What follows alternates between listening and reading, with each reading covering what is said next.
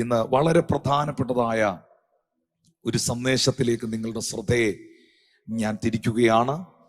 നമ്മെ ഉയർത്തുന്ന ദൈവകരം എന്ന വിഷയവുമായി ബന്ധപ്പെട്ടുകൊണ്ട് പ്രത്യേകിച്ച് എല്ലാവരും ചോദിച്ചിട്ടുള്ള, പലരും ചോദിക്കുന്ന, ചിന്തിക്കുന്ന ഒരു സത്യമാണ്, നമ്മുടെ ജീവിതത്തിൽ നാം ഭൗതികമായ അഭിവൃദ്ധി പ്രാപിക്കുന്നതിൽ ദൈവത്തിന് സന്തോഷമാണോ?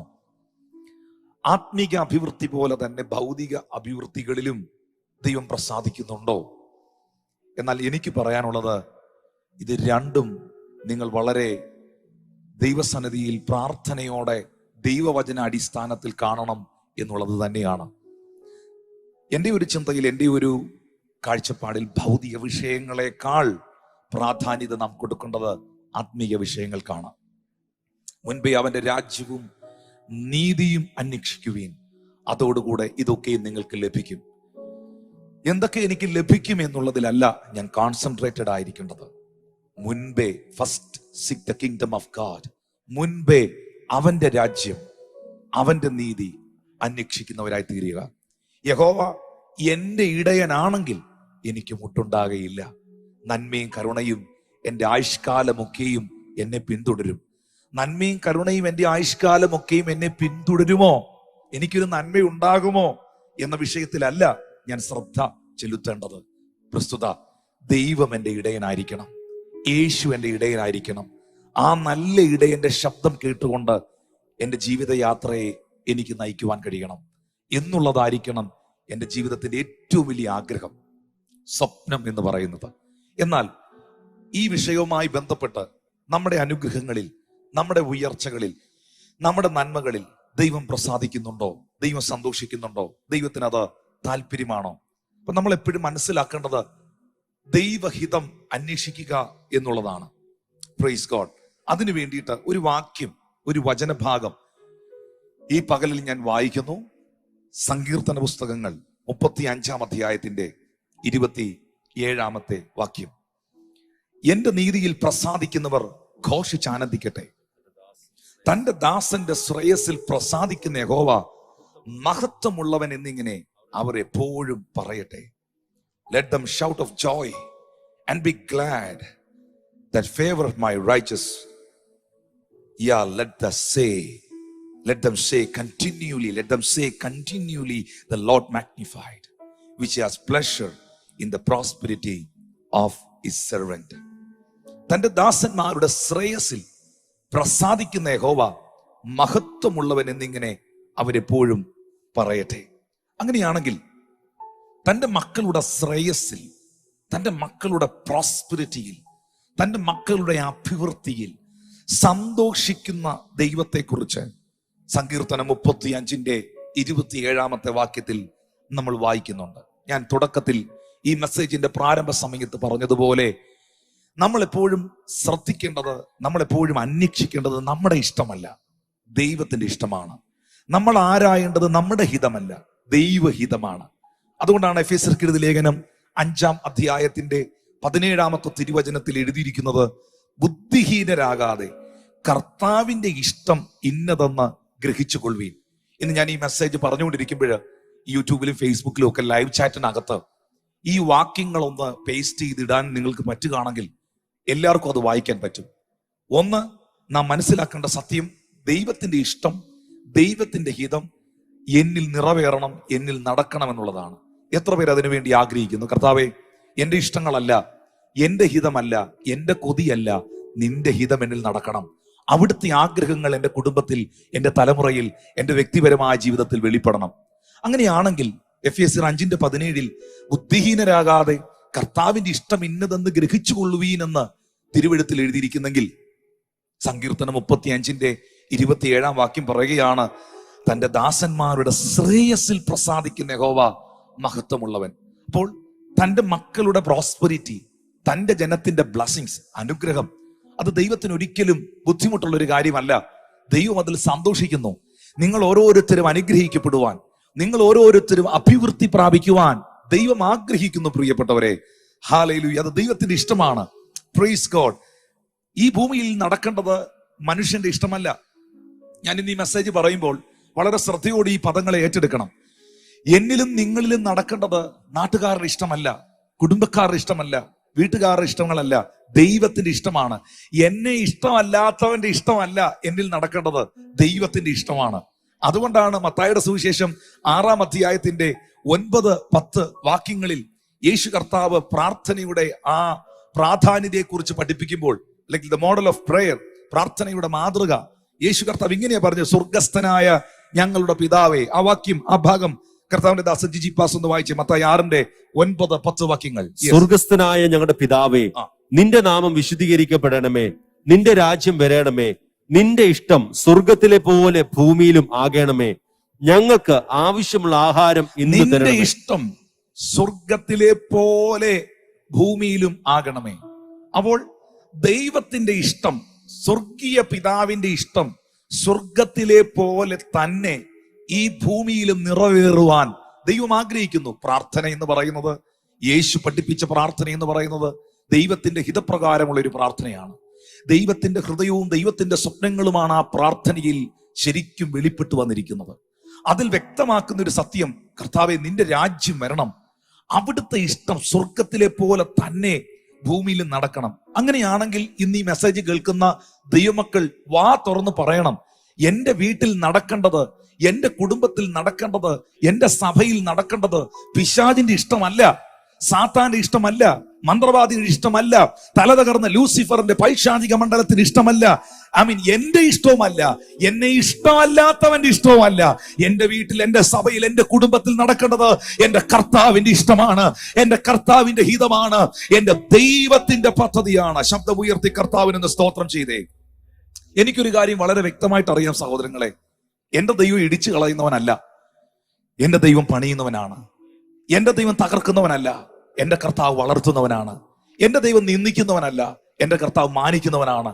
എന്റെ കർത്താവ് നിന്നെ രോഗിയാക്കി ഇല്ലായ്മ ചെയ്യുന്നവനല്ല, എന്റെ കർത്താവ് നിനക്ക് സൗഖ്യത്തെ നൽകി തരുന്ന ദൈവമാണ്. ഹല്ലേലൂയ. എന്റെ കർത്താവ് നിന്നെ തളർത്തുന്നവനല്ല, അവൻ നിന്നെ വളർത്തുന്നവനാണ്. എത്ര പേർ ഏറ്റെടുക്കാൻ കഴിയുന്നു അത്? എന്റെ ദൈവം നിന്നെ തള്ളിക്കളയുന്നവനല്ല, എന്റെ ദൈവം നിന്നെ മാറോട് ചേർത്ത് പിടിക്കുന്നവനാണ്. അതുകൊണ്ട് ഇന്ന് ഈ മെസ്സേജ് കേൾക്കുന്നവരോട് ഞാൻ പറയുന്നു, വർധനവിന്റെ ദൈവം നിങ്ങളെ വർദ്ധിപ്പിക്കും, അനുഗ്രഹത്തിന്റെ ദൈവം നിങ്ങളെ അനുഗ്രഹിക്കും, മാന്യതയുടെ കർത്താവ് നിങ്ങളെ മാനിക്കും, ഉയർത്തുന്ന ദൈവകരം നിങ്ങളെ ഉയർത്തുവാനിടയായി തീരും. വിശ്വസിക്കുന്നവർക്കായി ഞാൻ ദൈവത്തെ സ്തുതിക്കുന്നു. എന്താ അതിന്റെ കാരണം? അതിന്റെ കാരണം നമ്മൾ ദൈവത്തിന്റെ മക്കളായതുകൊണ്ടാണ്. We are the children of God. ഇന്ന് ഈ മെസ്സേജ് കേൾക്കുന്ന എത്ര പേർ പറയും, ഞാൻ ദൈവത്തിന്റെ മകനാണ്, ഞാൻ ദൈവത്തിന്റെ മകളാണ്? അപ്പൊ ഒരു കൂട്ടം ആൾക്കാർ ചോദിക്കുന്നു, ബ്രദറെ, പാസ്റ്റർ, നമ്മൾ എങ്ങനെയാ ദൈവത്തിന്റെ മക്കളാകുന്നേ, ദൈവത്തിന്റെ മകനാകുന്നേ, ദൈവത്തിന്റെ മകളാകുന്നേ? ആ പ്രിവിലേജ് എങ്ങനെയാ നമുക്ക് ലഭിക്കുന്നേ? യോഹന്നാൻ സുവിശേഷം 1-ാം അധ്യായം 12-ാം വാക്യം പറയുന്നു, അവനെ കൈക്കൊണ്ട് അവന്റെ നാമത്തിൽ വിശ്വസിക്കുന്ന ഏവർക്കും അവൻ ദൈവമക്കളാകുവാൻ അധികാരം കൊടുത്തു. ഹല്ലേലൂയ. 13-ാമത്തെ വാക്യത്തിൽ എഴുതിയിരിക്കുകയാണ്, അവർ പുരുഷന്റെ ഇഷ്ടത്തിൽ, അവർ രക്തത്തിൽ നിന്നല്ല, ജഡത്തിന്റെ ഇഷ്ടത്താലല്ല, പുരുഷന്റെ ഇഷ്ടത്താലുമല്ല, ദൈവത്തിൽ നിന്നത്രേ ജനിച്ചത്. യേശുവിനെ കൈക്കൊണ്ട് അവന്റെ നാമത്തിൽ വിശ്വസിക്കുന്ന ഏവർക്കും അവൻ ദൈവത്തിന്റെ മക്കളാകുവാൻ അധികാരം നൽകി എന്ന് എഴുതിയിട്ടുണ്ടെങ്കിൽ, ഇന്ന് ഈ മെസ്സേജ് കേൾക്കുന്ന നിങ്ങളിൽ എത്ര പേര് യേശു ക്രിസ്തുവിൽ വിശ്വസിക്കുന്നു? യേശു ക്രിസ്തുവിനെ രക്ഷിതാവും കർത്താവുമായി സ്വീകരിച്ചിരിക്കുന്നു?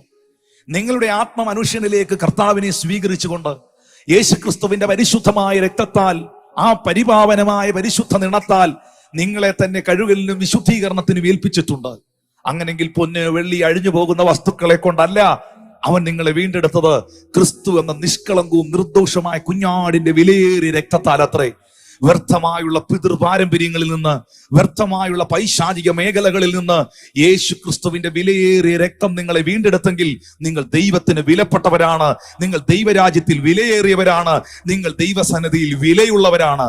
മനുഷ്യനും മതവും ലോകവും സമുദായവും ഒക്കെ നിങ്ങൾക്ക് വില കൽപ്പിച്ചില്ലെങ്കിലും ഇന്ന് പകൽ നിങ്ങൾക്ക് ജീവന്റെ വില കൽപ്പിച്ച, സ്വന്തം ജീവന്റെ വില കൽപ്പിച്ചൊരു ദൈവമുണ്ട്, അതത്രേ കർത്താവായ യേശു ക്രിസ്തു. അങ്ങനെയാണെങ്കിൽ ആ യേശുവിനെ കൈക്കൊണ്ട് അവന്റെ നാമത്തിൽ വിശ്വസിച്ചവർക്ക് ദൈവത്തിന്റെ മക്കളാകുവാൻ അധികാരം നൽകിയിരിക്കുന്നു.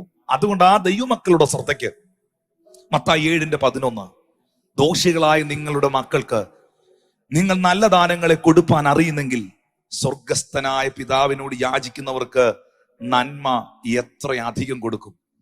നമ്മളൊക്കെ ദോഷികളായ അപ്പന്മാരും അമ്മമാരും ഒക്കെയാണ്. നമ്മൾക്ക് ഒരുപാട് കുറവുകളുണ്ട്.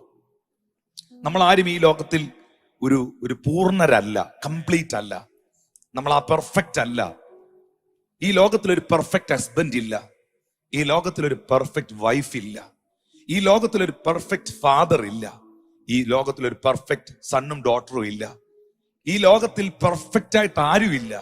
പക്ഷെ നമ്മൾ ക്രിസ്തുവിലായി തീരുമ്പോൾ, നമ്മൾ കർത്താവിലേക്ക് വരുമ്പോൾ, കർത്താവിന്റെ വചനവും അവന്റെ പരിശുദ്ധ ആത്മാവും കർത്താവിന്റെ ആത്മാവിന്റെ നിയോഗങ്ങളും ആ ദൈവശബ്ദം കേൾക്കുവാൻ നാം തയ്യാറാകുമ്പോൾ അത് നമ്മെ പെർഫെക്ഷനിലേക്ക് നയിക്കും, നമ്മളെ പൂർണ്ണതയിലേക്ക് നയിക്കും. ക്രിസ്തുവാകുന്ന തലയോളം സകലത്തിലും വളരുവാനായിട്ട് പരിശുദ്ധാത്മാവ് നമ്മളെ നയിക്കുവാനായിട്ട് ഇടയായി തീരും. എന്നാൽ നമ്മൾ വലിയ പെർഫെക്റ്റ് ഒന്നും അല്ലെങ്കിലും, നമ്മൾ ദോഷികളാണെങ്കിലും, പല കുറവുകൾ നമ്മളിൽ ഓരോരുത്തരിലും ഉണ്ടെങ്കിലും, നമ്മുടെ മക്കളെന്ന് പറയുന്നത് നമുക്ക് വളരെ ഇമ്പോർട്ടൻ്റ് ആണ്. പല അപ്പന്മാരും അമ്മമാരും വ്യക്തിപരമായിട്ട് എന്നോട് പറഞ്ഞിട്ടുണ്ട് നിറകണ്ണുകളോടെ, പാസ്റ്ററെ, ബ്രദറെ, ഞാൻ ജീവിച്ചിരിക്കുന്നത് പോലും എൻ്റെ കുഞ്ഞുങ്ങൾക്ക് വേണ്ടിയിട്ടാണ്, ഞാനിന്ന് ജീവിക്കുന്നത് പോലും എൻ്റെ മക്കളെ ഓർത്തിട്ടാണെന്നൊക്കെ പറഞ്ഞിട്ടുള്ള പ്രിയപ്പെട്ടവർ പലരും ഉണ്ട്. സഹോദരങ്ങളെ, അപ്പൻ എത്ര മദ്യപാനിയാണെങ്കിലും, എത്ര ലോകപ്രകാരം ജീവിക്കുന്ന വ്യക്തിയാണെങ്കിലും മക്കളെ കരുതാതിരിക്കില്ല, കുഞ്ഞുങ്ങളെ ഓർക്കാതിരിക്കില്ല. Praise God, hallelujah. അവർ സമ്പാദിക്കുന്നതും അവരധ്വാനിക്കുന്നതും എല്ലാം അവരുടെ മക്കൾക്ക് വേണ്ടിയിട്ടാണ്. അവരുണ്ടാക്കി വെക്കുന്നതും കഷ്ടപ്പെടുന്നതും എല്ലാം അവരുടെ കുഞ്ഞുങ്ങൾക്ക് വേണ്ടിയിട്ടാണ്. അങ്ങനെയാണ് ഇന്ന് ഈ മെസ്സേജ് കേൾക്കുന്നവരെ ഓർക്കേണ്ട ഒരു സത്യമുണ്ട്. നല്ലൊരു ഭക്ഷണം ഉണ്ടാക്കിയാൽ ഒരു സ്നേഹമുള്ള ഒരു അപ്പന്റെ, സ്നേഹമുള്ള ഒരു അമ്മയുടെ ഹൃദയത്തിൽ ആ ഭക്ഷണം കുഞ്ഞുങ്ങൾ കഴിക്കണമെന്നൊരു വലിയ ആഗ്രഹം ആ അപ്പന്റെ അമ്മയുടെ ഉള്ളത്തിലുണ്ട്, അല്ലേ? Price God, hallelujah. പല പേരൻസും പറഞ്ഞിട്ടുണ്ട്, ഞാൻ അധ്വാനിക്കുന്നതും കഷ്ടപ്പെടുന്നതും എല്ലാം എൻ്റെ മക്കൾക്ക് വേണ്ടിയിട്ടാണ്. അപ്പോൾ ദോഷികളായ ഒത്തിരി കുറവുകളും കുറ്റങ്ങളും ഒക്കെയുള്ള നമ്മുടെ കുഞ്ഞുങ്ങളോട് ഇത്രയും കൺസേൺ ഉണ്ടെങ്കിൽ, അവരോട് ഇത്രയും താല്പര്യം നമുക്കുണ്ടെങ്കിൽ, നമ്മുടെ കുഞ്ഞുങ്ങളുടെ ഭാവി ഏറ്റവും നന്നാകാൻ നമ്മൾ ആഗ്രഹിക്കുന്നെങ്കിൽ, നമ്മുടെ മക്കൾ നശിച്ചു പോകരുതെന്ന് നമ്മൾ ചിന്തിക്കുന്നെങ്കിൽ, ദോഷികളായ നമ്മുടെ മനസ്സിതാണെങ്കിൽ, സ്വർഗസ്ഥനായ പിതാവിന്റെ ഹൃദയം തന്റെ മക്കളെ കുറിച്ച് എന്തായിരിക്കും? ആ നല്ല പിതാവിന്റെ ഹൃദയം എത്ര വിശാലമായിരിക്കും, എത്ര സ്നേഹമുള്ളതായിരിക്കും. പ്രിയപ്പെട്ടവരെ, ഇന്ന് ഈ സന്ദേശം കേൾക്കുന്ന ചില മക്കളെ നോക്കി, ചില സഹോദരന്മാരെ നോക്കി ഞാൻ സത്യസന്ധമായി തിരുവെഴുത്തിന്റെ അടിസ്ഥാനത്തിൽ നിന്ന് പറയട്ടെ, ഈ ലോകത്തിന്റെ അപ്പനിൽ നിന്നും, നിങ്ങളെ ജനിപ്പിച്ച അമ്മയിൽ നിന്നും അപ്പനിൽ നിന്നും ഒക്കെ നിങ്ങൾക്ക് കിട്ടാതെ പോയ സ്നേഹവും, നിങ്ങൾക്ക് ലഭിക്കാതെ പോയ അംഗീകാരവും, നിങ്ങൾക്ക് നഷ്ടപ്പെട്ട സകല നന്മകളും നിങ്ങൾക്ക് ഇരട്ടിയായി തിരിച്ചു തരുവാൻ സ്വർഗസ്ഥനായ നിങ്ങളുടെ പിതാവിന് കഴിയും. ഈ ലോകത്തിലെ അപ്പനും അമ്മയും നിങ്ങൾക്ക് വേണ്ടി ഒന്നും കരുതിയില്ലേ? കരുതാൻ അവർക്ക് പറ്റിയില്ലേ? അതിനുള്ള സാഹചര്യം അവർക്ക് ഇല്ലായിരുന്നോ? നിങ്ങൾ വിഷമിക്കരുത്, നിങ്ങൾ ഭാരപ്പെടരുത്. ഹല്ലേലൂയ. നിന്റെ അപ്പനും അമ്മയും വീട്ടുകാരും കുടുംബക്കാരും നിനക്ക് വേണ്ടി കരുതിയിട്ടില്ലാത്തത് സ്വർഗസ്ഥനായ നിന്റെ പിതാവ് നിനക്ക് വേണ്ടി കരുതിയിട്ടുണ്ട്. ഈ ലോകത്തിലെ ആരും നിനക്ക് വേണ്ടി ഒരുക്കിയിട്ടില്ലാത്തത് സ്വർഗസ്ഥനായ നിന്റെ പിതാവ് നിനക്ക് വേണ്ടി ഒരുക്കിയിട്ടുണ്ട്. മനുഷ്യർ ഒരുക്കിയാൽ അതിന് പരിമിതിയുണ്ട്, സ്വർഗസ്ഥനായ പിതാവ് ഒരുക്കിയാൽ അതിന് പരിമിതികളുമില്ല. മനുഷ്യൻ തന്നാൽ അതിന് കണക്കുണ്ട്, എന്നാൽ സ്വർഗസ്ഥനായ പിതാവ് തരുന്നതിന് കണക്കുകളില്ല. പ്രിയപ്പെട്ടവരെ, ആമീൻ, ഹല്ലേലൂയ. ജോസഫിനെ അതിർവരമ്പുകളില്ലാതെ മതിലുകളില്ലാതെ അനുഗ്രഹിച്ചവനായ ദൈവം, അബ്രഹാമിനെ ഐശ്വര്യമായി അനുഗ്രഹിച്ചവനായ ദൈവം, തന്റെ മക്കളെ അനുഗ്രഹിപ്പാൻ അവൻ വിശ്വസ്തനായ ദൈവമാണ്. ഇന്ന് ഏതെങ്കിലും വിഷയങ്ങളിൽ, ഏതെങ്കിലും സാഹചര്യങ്ങളിൽ അകപ്പെട്ടുകൊണ്ട് എന്റെ ഭാവി എന്താകും, എന്റെ കുടുംബം എന്താകും, എന്റെ കുഞ്ഞുങ്ങളുടെ സ്ഥിതി എന്താകും, എന്റെ അവസ്ഥ എന്താകും എന്നൊക്കെ ആകുലപ്പെടുന്ന ആരെങ്കിലും എന്നെ കേൾക്കുന്നുണ്ടെങ്കിൽ വാ തുറന്ന് പറഞ്ഞേ, എനിക്ക് സ്വർഗസ്ഥനായ ഒരു പിതാവുണ്ട്. എന്നെ കുറിച്ച് കൺസേൺ ഉള്ള, എന്നെ കരുതുന്ന, എന്നെ മാനിക്കുന്ന, എന്റെ ഭാവിയെ ഓർക്കുന്ന ഒരു സ്വർഗസ്ഥനായ ഒരു പിതാവുണ്ട്. അതുകൊണ്ടല്ലേ യെശയ്യാവിന്റെ പ്രവചന പുസ്തകത്തിൽ പ്രവാചകനായ യെശയ്യാ പറഞ്ഞത്, എന്റെ വിചാരമല്ല നിങ്ങളുടെ വിചാരം, എന്റെ വഴികളല്ല നിങ്ങളുടെ വഴികൾ, ആകാശം ഭൂമിക്ക് മീതെ ഉയർന്നിരിക്കുന്നത് പോലെ നിങ്ങളെ കുറിച്ചുള്ള എന്റെ വിചാരങ്ങൾ വലുതാകുന്നു. അതിന്റെ കാരണം എന്നാ? മനുഷ്യനെ കുറിച്ച് വിചാരപ്പെടുന്നു. ഞാനും നിങ്ങളും ഒക്കെ നമ്മുടെ ചില സാഹചര്യങ്ങളെ കുറിച്ചും ആവശ്യങ്ങളെ കുറിച്ചും ഒക്കെ വിചാരപ്പെടുന്നു. പക്ഷെ ദൈവം ഒരിക്കലും ദൈവത്തെക്കുറിച്ച് വിചാരപ്പെടുന്നില്ല. ദൈവം ഒരിക്കലും തന്നെ കുറിച്ച് ടെൻസ്ഡ് അല്ല. ദൈവം ഒരിക്കലും തന്നെ കുറിച്ച് വിചാരപ്പെടുന്നില്ല. ദൈവം തന്റെ മക്കളെ കുറിച്ച് വിചാരപ്പെടുന്നു. ഹല്ലേലൂയ. അതെങ്ങനെയുള്ള വിചാരമാ? ആകാശം ഭൂമിക്ക് മീതെ ഉയർന്നിരിക്കുന്നത് പോലെ എന്ന് പറഞ്ഞാൽ എന്താ? ഒരു വിമാനം എത്ര അടി ഉയരത്തിലാ പറക്കുന്നതെന്ന് ആ വിമാനത്തിൽ യാത്ര ചെയ്യുമ്പോൾ ആ സ്ക്രീനിൽ എഴുതി കാണിക്കും. ഹല്ലേലൂയ. ഒരു പാരച്യൂട്ടിൽ പറന്ന ഒരു മനുഷ്യൻ അറിയാം ആ മോണിറ്ററിൽ എത്ര അടി ഉയരത്തിലാണ് താൻ പറന്നതെന്ന്. എവറസ്റ്റ് കൊടുമുടിക്ക് എത്ര ഉയരമുണ്ടെന്ന് രേഖപ്പെടുത്തിയിട്ടുണ്ട്. ഈ ലോകത്തിലെ എല്ലാ പർവ്വതങ്ങളുടെ ഉയരങ്ങൾ അടയാളപ്പെടുത്തിയിട്ടുണ്ട്. പക്ഷെ ദൈവത്തിന് എന്നെക്കുറിച്ചും നിങ്ങളെക്കുറിച്ചുമുള്ള വിചാരത്തിന്റെ ഹൈറ്റ്, അതിന്റെ ആ വിസ്തീർണം, ഉയരം, ആഴം, ഇത് രേഖപ്പെടുത്താൻ പറ്റത്തില്ല. കാരണം ആകാശം ഭൂമിക്ക് മീതെ ഉയർന്നിരിക്കുന്നു. ആ ഭൂമി എന്ന് മലയാളത്തിൽ എഴുതിയിരിക്കുമ്പോൾ ഹെവൻ എന്ന ചില ട്രാൻസ്ലേഷൻ വായിക്കുന്ന സ്വർഗവും ഭൂമിയും തമ്മിലുള്ള വ്യത്യാസം പോലെ തന്റെ മക്കളെ കുറിച്ചുള്ള ദൈവത്തിന്റെ വിചാരം. അങ്ങനെയാണെങ്കിൽ ഇന്ന് ഈ മെസ്സേജ് കേട്ടോണ്ടിരിക്കുമ്പോൾ അളക്കാൻ പറ്റാത്ത നിലകളിൽ, വർണ്ണിക്കാൻ കഴിയാത്ത നിലകളിൽ നിങ്ങളെക്കുറിച്ച് വിചാരപ്പെടുന്ന, നിങ്ങളെക്കുറിച്ച് കൺസേൺ ഉള്ള ഒരു സ്വർഗീയ പിതാവ് നിങ്ങൾക്കുണ്ട്. എല്ലാ ആകുലതകളും, എല്ലാ ഭയങ്ങളും, എല്ലാ ആശങ്കകളും ഇന്ന് ഉള്ളത്തിൽ നിന്ന് പൂർണ്ണമായി മാറിപ്പോകട്ടെ. ദോഷികളായ നിങ്ങളുടെ മക്കൾക്ക് നല്ല ദാനങ്ങളെ കൊടുപ്പാൻ അറിയുന്നെങ്കിൽ സ്വർഗസ്ഥനായ പിതാവിനോട് യാചിക്കുന്നവർക്ക് നന്മ എത്ര അധികം കൊടുക്കും. ഹല്ലേലൂയ. ഞാൻ വേദോത്സവം വായിക്കുന്ന സമയത്ത്, ദൈവവചനം പുതിയ നിയമഭാഗം വായിക്കുന്ന സമയത്ത് കർത്താവ് 12 അപ്പോസ്തലന്മാരെ തിരഞ്ഞെടുത്തു. ലൂക്കോസ് 9:1 വായിക്കുന്നു, അവൻ 12 വരെ തിരഞ്ഞെടുത്തു. ഈ അപ്പോസ്തലന്മാരെ കർത്താവ് തിരഞ്ഞെടുത്തിട്ട് തന്റെ ശുശ്രൂഷയിൽ തന്നോടൊപ്പം അവരെ കൊണ്ടു നടന്നു. എന്നാൽ ചിലയിടത്തൊക്കെ ഇവരെ കർത്താവ് അയച്ചിട്ടുണ്ട്.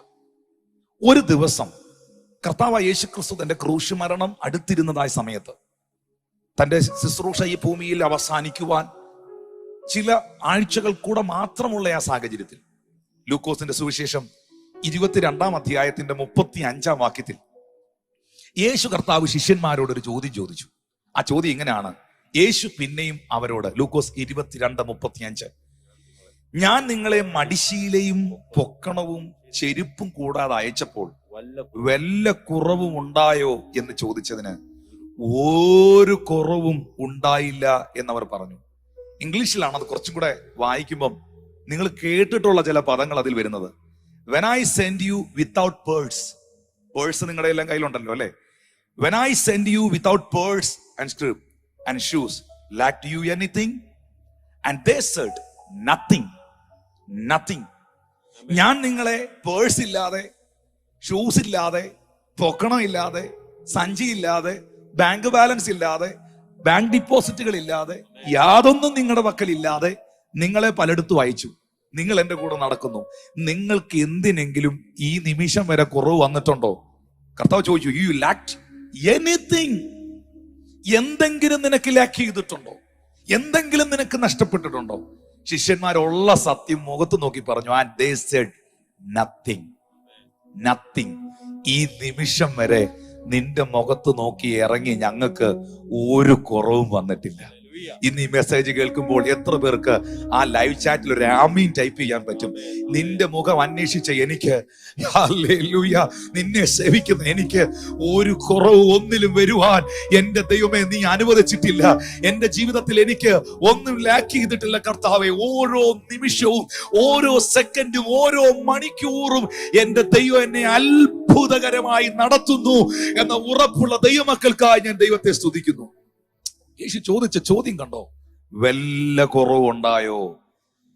ഞാൻ നിങ്ങളെ പേഴ്സും ബാഗും ചെരുപ്പും ഒന്നും ഇല്ലാതെ, വലിയ കാര്യങ്ങളൊന്നും ഇല്ലാതെ നിങ്ങളെ അയച്ചപ്പം എൻ്റെ മക്കളെ, നിങ്ങൾക്ക് എന്തെങ്കിലും കുറഞ്ഞു പോയോ?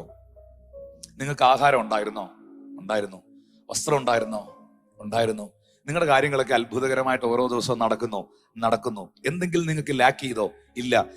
ഇന്നലകളിൽ നിങ്ങളൊന്നും കൂട്ടി വെച്ചില്ലെങ്കിലും സ്തോത്രം, രാവിലെ 10 മണിക്ക് നടക്കേണ്ട ഒരു കാര്യം 9:55 ആയപ്പം കർത്താവ് കരുതി എന്തെങ്കിലും ബുദ്ധിമുട്ടുണ്ടായോ? ഇല്ല കർത്താവേ, ഒന്നും എനിക്ക് ലാക്ക് ചെയ്തില്ല. ഇത് ശിഷ്യന്മാരുടെ മാത്രം ഉത്തരവാണോ? അതോ ഈ നിലയിൽ അനുഭവമുള്ള ആരെങ്കിലും എന്നെ കേൾക്കുന്നുണ്ടോ? കർത്താവേ, ഞങ്ങൾക്ക് ഒരു കുറവും ഒന്നിനും ഉണ്ടായിട്ടില്ല. ഈ കോവിഡിന്റെ പ്രതിസന്ധി ലോകത്ത് മുഴുവൻ നിൽക്കുമ്പോൾ പലരും പല പ്രതിസന്ധികളിലൂടെ കടന്നു പോകുമ്പോൾ, പലരും പല ആവശ്യങ്ങളിലൂടെ കടന്നു പോകുമ്പോൾ, പലരും ബുദ്ധിമുട്ടാന്നൊക്കെ പറയുമ്പോഴും എന്നെ കേൾക്കുന്ന എത്ര ദൈവമക്കൾക്ക് പറയാൻ പറ്റും, എൻ്റെ അപ്പാ, എൻ്റെ കർത്താവേ, ഈ നിമിഷം വരെ, ഈ സെക്കൻഡ് വരെ എന്നെയും എൻ്റെ കുടുംബത്തെയും നീ അത്ഭുതകരമായി പരിപാലിച്ചു. ശിഷ്യന്മാർ പറഞ്ഞതുപോലെ ഞാനും പറയാ, കർത്താവേ, ഞങ്ങൾക്ക് ഒരു കുറവും വരുത്തുവാൻ ഞങ്ങളുടെ അപ്പ അനുവദിച്ചിട്ടില്ല. ഹല്ലേലൂയ. അതാ പ്രിയപ്പെട്ടവരെ ഞാൻ പറഞ്ഞത്, ഞാൻ വായിച്ചത്, ദോഷികളായ നിങ്ങളുടെ മക്കൾക്ക് നല്ല ദാനങ്ങളെ കൊടുക്കുവാൻ അറിയുന്നെങ്കിൽ സ്വർഗസ്ഥനായ തന്റെ പിതാവിനോട് യാചിക്കുന്നവർക്ക് അവൻ നന്മ എത്ര അധികം കൊടുക്കും.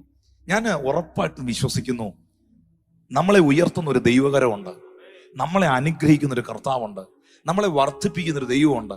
ഞാൻ വർധനവിന്റെ ദൈവത്തിൽ വിശ്വസിക്കുന്നു. എത്ര പേർ എന്നോട് കൂടെ ചേർന്ന് വിശ്വസിക്കുന്നു? കാരണം അത് ബൈബിളിലെ എല്ലാ അനുഗ്രഹങ്ങളും, വേദപുസ്തകത്തിൽ എഴുതിയിരിക്കുന്ന സകല നന്മകളും വിമർശിക്കുന്നവർക്കുള്ളതല്ല, കുറ്റം കണ്ടുപിടിക്കാൻ നടക്കുന്നവർക്കുള്ളതല്ല, അത് വിശ്വസിക്കുന്നവർക്കുള്ളതാ, വിശ്വസിച്ചേറ്റെടുക്കുന്നവർക്കുള്ളതാ. വിശ്വസിക്കുന്നവരുടെ ഉള്ളിൽ നിന്നാ തിരുവെടുത്ത് പറയുന്നത് പോലെ ജീവജലത്തിന്റെ നദി ഒഴുകുന്നത്. വിശ്വസിക്കുന്നവരാലാ ഈ അടയാളങ്ങൾ നടക്കുന്നത്. വിശ്വസിക്കുന്നവരാ രക്ഷിക്കപ്പെടുന്നത്. വിശ്വസിക്കുന്നവരാ നീതീകരിക്കപ്പെടുന്നത്. വിശ്വസിക്കുന്നവരാ സൗഖ്യം പ്രാപിക്കുന്നത്. വിശ്വസിക്കുന്നവരാ എരിഹോ മതിലിനെ വീഴ്ത്തുന്നത്. വിശ്വസിക്കുന്നവരാ സിംഹത്തിന്റെ വായടയ്ക്കുന്നത്. വിശ്വസിക്കുന്നവരാ തീയുടെ ബലം കെടുത്തുന്നത്. വിശ്വസിക്കുന്നവരാ മരിച്ചവരെ ഉയർപ്പിക്കുന്നത്. വിശ്വസിക്കുന്നവരാ യോർദാൻ കടക്കുന്നത്. വിശ്വസിക്കുന്നവരാ തിരയെ ശാസിക്കുന്നത്. ഹല്ലേലൂയ. ബൈബിളിലെ എല്ലാ ബ്ലെസ്സിങ്ങുകളും എല്ലാ അനുഗ്രഹങ്ങളും ദൈവം ഒരുക്കിയിരിക്കുന്നത് അവിശ്വസിക്കുന്നവർക്ക് വേണ്ടിയും വിമർശിക്കുന്നവർക്ക് വേണ്ടിയുമല്ല, അത് വിശ്വസിച്ചേറ്റെടുക്കുന്നവർക്ക് വേണ്ടിയാണ്. അങ്ങനെയാണെങ്കിൽ എത്ര പേർക്ക് ഇന്ന് പകലിൽ വിശ്വസിക്കാൻ കഴിയുന്നു, എന്റെ കർത്താവിന് വ്യക്തിപരമായ എന്റെ ജീവിതത്തിൽ ഒരു വർധനവിനെ, ഒരു നന്മയെ കൊണ്ടുവരുവാൻ കഴിയുമെന്ന്?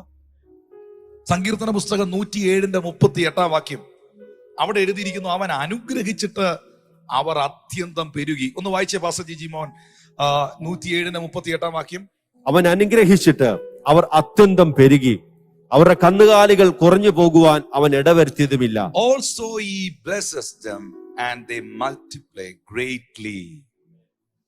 Hallelujah. അവൻ അനുഗ്രഹിച്ചിട്ട് അവർ അത്യന്തം പെരുകി, മൾട്ടിപ്ലൈ ചെയ്തെന്ന. ഹല്ലേലൂയ. ഞാൻ എപ്പോഴും പറയാറുണ്ട്, ദൈവം 10+10 എന്നെഴുതി 20 എന്നാക്കി തരുന്നവനല്ല. Hallelujah. God is the God of multiplication. നമ്മുടെ ദൈവം വർധനവിന്റെ ദൈവമാണ്. അങ്ങനെയാണെങ്കിൽ ഈ വചനത്തിലൊന്ന് വിശ്വസിക്കാവോ? അവൻ അനുഗ്രഹിച്ചാൽ അതിനകത്ത് വർധന ഉണ്ടാകും. അവൻ അനുഗ്രഹിച്ചിട്ട് അവരത്യന്തം പെരുകി, അവരുടെ കന്നുകാലികൾ കുറഞ്ഞു പോകാൻ ഇടവരുത്തിയില്ല. ആമേൻ. എന്നെ കേൾക്കുന്നവരെ, ഏത് പരാജയപ്പെട്ടവനെയും, ഏത് തകർന്നവനെയും, ഏത് ഇല്ലായ്മയായി തീർന്നവനെയും എന്റെ കർത്താവ് അനുഗ്രഹിച്ചാൽ അവന്റെ ജീവിതത്തിൽ ഒരു വർധന ഉണ്ടാകും. എന്റെ ജീവിതത്തിൽ ഒരുപാട് പേരുടെ സാക്ഷ്യങ്ങൾ പറയാനുണ്ട്. ഇന്ന് പല ആൾക്കാർക്കും ഇത് വ്യക്തിപരമായിട്ട് ഒരു പക്ഷെ ഏത് നിലയിൽ അവരെടുക്കുന്നതെന്ന് എനിക്ക് അറിയത്തില്ല. പക്ഷെ അവര് പോലും ഇത് അനുഭവിക്കുന്നുണ്ടെന്നുള്ളതാണ്. അവരുടെ കഴിഞ്ഞ കാല ജീവിതം ഒന്ന് എടുത്തിട്ട് അവരെ ദൈവം നടത്തിയതും ദൈവം അവരെ മാനിച്ചതും ഓർത്താൽ 107 സങ്കീർത്തനത്തിന്റെ 38 അവരുടെ അനുഭവമാ. ഇനി ആ അനുഭവം നിങ്ങൾക്ക് ഇല്ലെങ്കിൽ, ആ അനുഭവത്തിലേക്ക് നിങ്ങൾ വന്നില്ലെങ്കിൽ, ഈ വചനം വിശ്വസിക്ക്. ഇതും കേട്ടോണ്ടിരുന്ന് വേറെ കാര്യങ്ങൾ ചിന്തിച്ചോണ്ടിരിക്കാതെ ഇത് വിശ്വസിക്ക്. എന്റെ കർത്താവ് അനുഗ്രഹിച്ചാൽ അത്യന്തം വർധനവുണ്ടാകുമെന്ന് വിശ്വസിക്ക്. അവൻ അനുഗ്രഹിച്ചിട്ട് അത്യന്തം പെരുകി, അവരുടെ കന്നുകാലികൾ ഒന്നും കുറഞ്ഞു പോകാനിട വന്നില്ല. അപ്പൊ നമുക്കൊരു ക്വസ്റ്റ്യൻ ഉണ്ട് എപ്പോഴും, ഞാനും നിങ്ങളും ഒക്കെ ഈ അനുഗ്രഹിക്കപ്പെടുന്നത്, ബ്ലെസ്ഡ് ആകുന്നത് ദൈവത്തിന്റെ പദ്ധതിയിൽപ്പെട്ട കാര്യമാണോ? അതാ ഞാൻ ആദ്യമേ പറഞ്ഞത്, 1-2 വാക്യങ്ങൾ വായിച്ചു കേട്ടത്. Praise God. ഈ എബ്രായർക്കെഴുതിയ ലേഖനം 6-ാം അധ്യായത്തിലേക്ക് വരണം. 6-ാം അധ്യായത്തിന്റെ 13, 14, 15 വാക്യങ്ങളിൽ പറയുന്നുണ്ട്, ദൈവം അബ്രഹാമിനോട് വാഗ്ദത്തം ചെയ്യുമ്പോൾ തന്നേക്കാൾ വലിയവനെയും കൊണ്ട് സത്യം ചെയ്യാൻ ഇല്ലാഞ്ഞിട്ട് തന്നെ കൊണ്ട് തന്നെ സത്യം ചെയ്തു, ഞാൻ നിന്നെ അനുഗ്രഹിക്കുകയും നിന്നെ വർദ്ധിപ്പിക്കുകയും ചെയ്യുമെന്ന് അരുളി ചെയ്തു. ഒന്ന് വായിച്ച ആ ഭാഗം. ഞാൻ നിന്നെ അനുഗ്രഹിക്കുകയും നിന്നെ വർദ്ധിപ്പിക്കുകയും ചെയ്യുമെന്ന് അരുളി ചെയ്തു. അങ്ങനെ അവൻ ദീർഘക്ഷമയോടെ ഇരുന്ന് വാഗ്ദത്ത വിഷയം പ്രാപിച്ചു. അപ്പൊ അബ്രഹാമിനോട് ദൈവം ഒരു പ്രോമിസ് കൊടുത്തു, ഒരു വാഗ്ദത്തം കൊടുത്തു. എന്താണ് വാഗ്ദത്തം? ഞാൻ നിന്നെ അനുഗ്രഹിക്കുകയും നിന്നെ വർദ്ധിപ്പിക്കുകയും ചെയ്യും. Praise God. എന്നിട്ട് ദൈവം ഈ വാഗ്ദത്തം അബ്രഹാമിന് നേരിട്ടാ കൊടുക്കുന്നേ. കാരണം അനുഗ്രഹിക്കുവാൻ യോഗ്യനായവൻ, അനുഗ്രഹിക്കുവാൻ കഴിവുള്ളവൻ, വർദ്ധിപ്പിക്കുവാൻ കഴിവുള്ളവൻ വേറെ ആരുമില്ല. വേറൊരുത്തനെയും കൊണ്ടും സത്യം ചെയ്യാൻ ഇല്ലാത്തത് കൊണ്ട് ദൈവം തന്നെ ഒരു പ്രോമിസ് അബ്രഹാമിന് കൊടുക്കുകയാണ്, ഞാൻ നിന്നെ അനുഗ്രഹിക്കുകയും നിന്നെ വർദ്ധിപ്പിക്കുകയും ചെയ്യുമെന്ന് അരുളി ചെയ്തു. എന്നാൽ ഈ വാഗ്ദത്തം കേട്ട അബ്രഹാം, ഇതൊന്നും എനിക്ക് വേണ്ട, ഈ അനുഗ്രഹമൊന്നും എനിക്ക് വേണ്ട, ഇതൊന്നും എനിക്ക് ആവശ്യമില്ല, പ്രൈസ് ഗോഡ്, വേറെ ആരാണ്ടൊക്കെ പറയുന്നത് കേട്ട് നെഗറ്റീവും ചിന്തിച്ച് ഞാൻ നടന്നോളാം എന്നല്ല ചിന്തിച്ചത്. 15-ാമത്തെ വാക്യത്തിൽ പറയുന്നു, അങ്ങനെ അവൻ ദീർഘക്ഷമയോടിരുന്ന് ഈ വാഗ്ദത്തത്തെ അവൻ പ്രാപിച്ചു.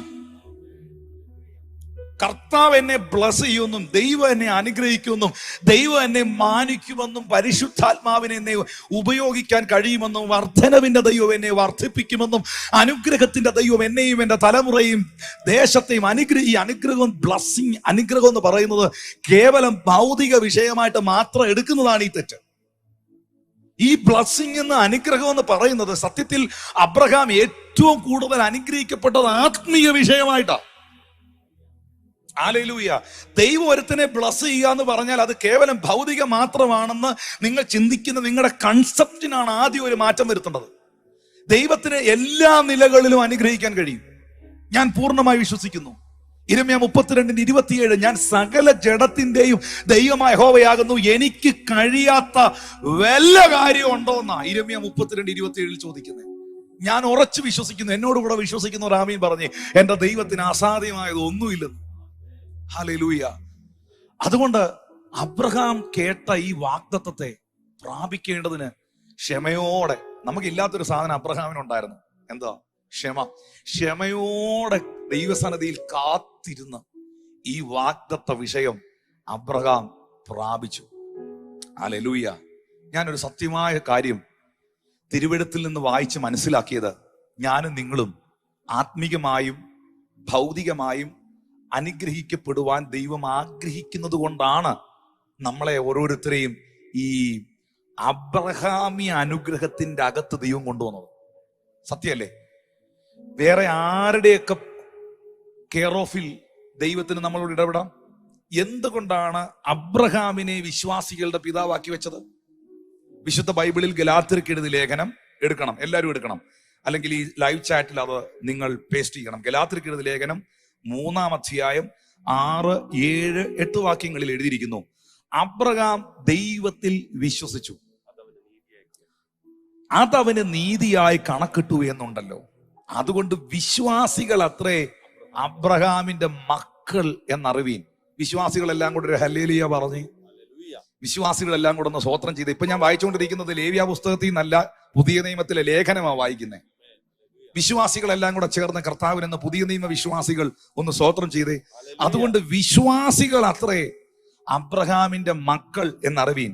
എന്നാൽ ദൈവം വിശ്വാസം മൂലം ജാതികളെ നീതീകരിക്കുന്നു എന്ന് തിരുവെഴുത്ത് മുന്നിൽ കണ്ടിട്ട് നിന്നിൽ സകല ജാതികളും, ആ നിന്നിൽ എന്നുള്ള പദം ആരെ കുറിച്ചാ? അബ്രഹാമിനെ കുറിച്ചാ പറയുന്നത്. നിന്നിലൂടെ സകല ജാതികളും അനുഗ്രഹിക്കപ്പെടും എന്നുള്ള സുവിശേഷം അബ്രഹാമിനോട് മുൻകൂട്ടി അറിയിച്ചു. അവിടെ നമുക്ക് കാണാൻ കഴിയുന്ന ഒരു പദം, അബ്രഹാമിനോട് ദൈവം ഒരു സുവിശേഷം അറിയിച്ചെന്ന്.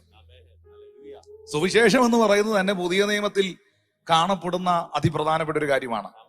അബ്രഹാമിനോട് ദൈവം അറിയിച്ച സുവിശേഷം എന്താ? അബ്രഹാമേ, നീ നിമിത്തം ഈ ഭൂമിയിലുള്ള സകല ജാതികളും നിന്നിലൂടെ അനുഗ്രഹിക്കപ്പെടും. ഹല്ലേലൂയ.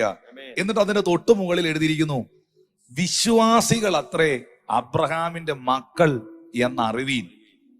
6-ാം വാക്യം പറയുന്നു, അബ്രഹാം ദൈവത്തിൽ വിശ്വസിച്ചു. ആ വിശ്വസിച്ചു എന്ന് പറയുന്നതിനേക്കാൾ നല്ലൊരു പദം ആശ്രയിച്ചു എന്ന് പറയുന്നതാണ്. വിശ്വാസം എന്ന് പറയുന്നത് ദൈവാശ്രയമാണ്. ഞാൻ ദൈവത്തിൽ വിശ്വസിക്കുന്നു എന്ന് പറഞ്ഞാൽ അതിന്റെ അർത്ഥം ഞാൻ ദൈവത്തിൽ പൂർണ്ണമായി ആശ്രയിക്കുന്നു എന്നാണ്. ഹല്ലേലൂയ. ഞാൻ ആശ്രയിക്കുന്ന ഒരാളിനെ മാത്രമേ എനിക്ക് വിശ്വസിക്കാൻ കഴിയൂ. എനിക്ക് വിശ്വസിക്കാൻ കഴിയാത്ത ഒരാളിനെ എനിക്ക് ആശ്രയിക്കാൻ പറ്റില്ല. എനിക്കൊരാളെ ട്രസ്റ്റ് ചെയ്യാൻ, എനിക്കൊരാളെ ആശ്രയിക്കാൻ പറ്റുന്നില്ലെന്ന് എൻ്റെ മനസ്സ് പറയുന്നെങ്കിൽ എനിക്ക് ആ മനുഷ്യനെ വിശ്വസിക്കാൻ പറ്റുന്നില്ലെന്ന് അതിന്റെ അർത്ഥം. Praise God. അബ്രഹാം ദൈവത്തിൽ വിശ്വസിച്ചു എന്ന് പറഞ്ഞാൽ അതിന്റെ അർത്ഥം അബ്രഹാം ദൈവത്തിൽ ആശ്രയിച്ചു എന്നാണ്. അതവന് നീതിയായി കണക്കിട്ടു. കർത്താവിൽ ആശ്രയിക്കുന്നവർ, അവനിൽ വിശ്വസിക്കുന്നവർ ചേർന്ന് ദൈവത്തിന് സ്തോത്രം ചെയ്യാം. അതുകൊണ്ട് വിശ്വാസികളെ, എന്നെ കാണുന്ന പ്രിയപ്പെട്ടവരെ, നിങ്ങളത്രേ അബ്രഹാമിന്റെ മക്കളെന്ന് അറിവീൻ.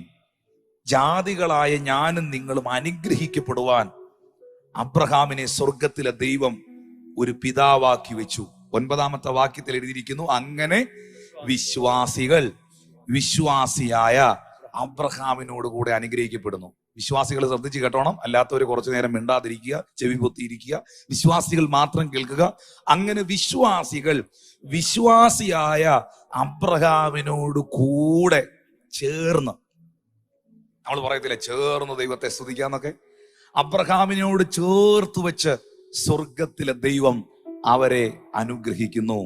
അങ്ങനെയാണെങ്കിൽ നമുക്ക് ഈ വചനത്തിനകത്തൂടെ ഉറപ്പിച്ചുകൂടെ, യേശു ക്രിസ്തുവിൽ വിശ്വസിക്കുന്ന ഞാനും നിങ്ങളും, വിശ്വാസികളായ ഞാനും നിങ്ങളും അബ്രഹാമ്യ അനുഗ്രഹങ്ങൾക്ക് യേശു ക്രിസ്തുവിലൂടെ അവകാശിയാണെന്ന്? ഇന്ന് ഈ സന്ദേശം കേൾക്കുന്ന നിങ്ങൾ വാ തുറന്ന് പറയണം, ഞാൻ പിശാചിന്റെ അടിമയല്ല, ഞാൻ അബ്രഹാമ്യ അനുഗ്രഹത്തിന്റെ അവകാശിയാന്ന് പറയണം.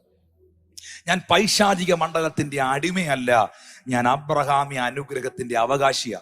എങ്ങനെയായി അബ്രഹാമ്യ അനുഗ്രഹം ജാതികളായ എന്റെയും നിങ്ങളുടെയും മേളിൽ വന്നേ?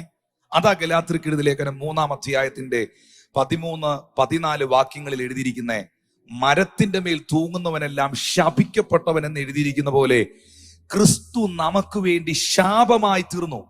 ന്യായപ്രമാണത്തിന്റെ ശാപത്തിൽ നിന്ന് നമ്മെ വിലയ്ക്ക് വാങ്ങി. എന്തിനു വേണ്ടി? അവിടെ നമ്മൾ ആ വാക്യം ഇങ്ങനെ വായിച്ചിട്ട് ഇതുകൂടെ ചിന്തിക്കണം. എന്തിനു വേണ്ടി എന്നെ വിലയ്ക്ക് വാങ്ങി? എന്തിനു വേണ്ടി കർത്താവ് മരത്തിൽ തൂങ്ങി?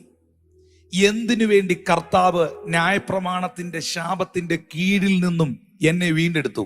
14-ാം വാക്യം, അബ്രഹാമിന്റെ അനുഗ്രഹം ക്രിസ്തുവേശുവിൽ ജാതികൾക്ക് വരേണ്ടതിന് നാം ആത്മാവെന്ന വാഗ്ദത്ത വിഷയം വിശ്വാസത്താൽ പ്രാപിപ്പാൻ തന്നെ. ഹല്ലേലൂയ.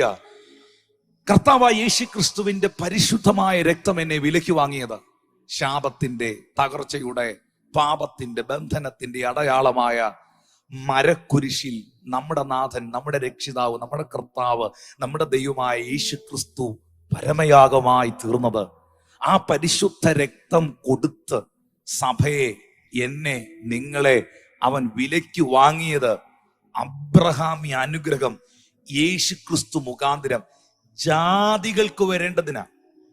ഞാനും നിങ്ങളും യഹൂദന്മാരല്ല, ഞാനും നിങ്ങൾ ഒരിക്കലും അബ്രഹാമ്യ സന്തതികൾക്ക് ആവാൻ അവകാശികളല്ല. ദൈവത്തിന്റെ ജനമെന്ന് വിശേഷിപ്പിക്കുന്നത്, വിളിക്കുന്നത്, ഇന്നും ആയിരിക്കുന്നത് യഹൂദന്മാരാണ്.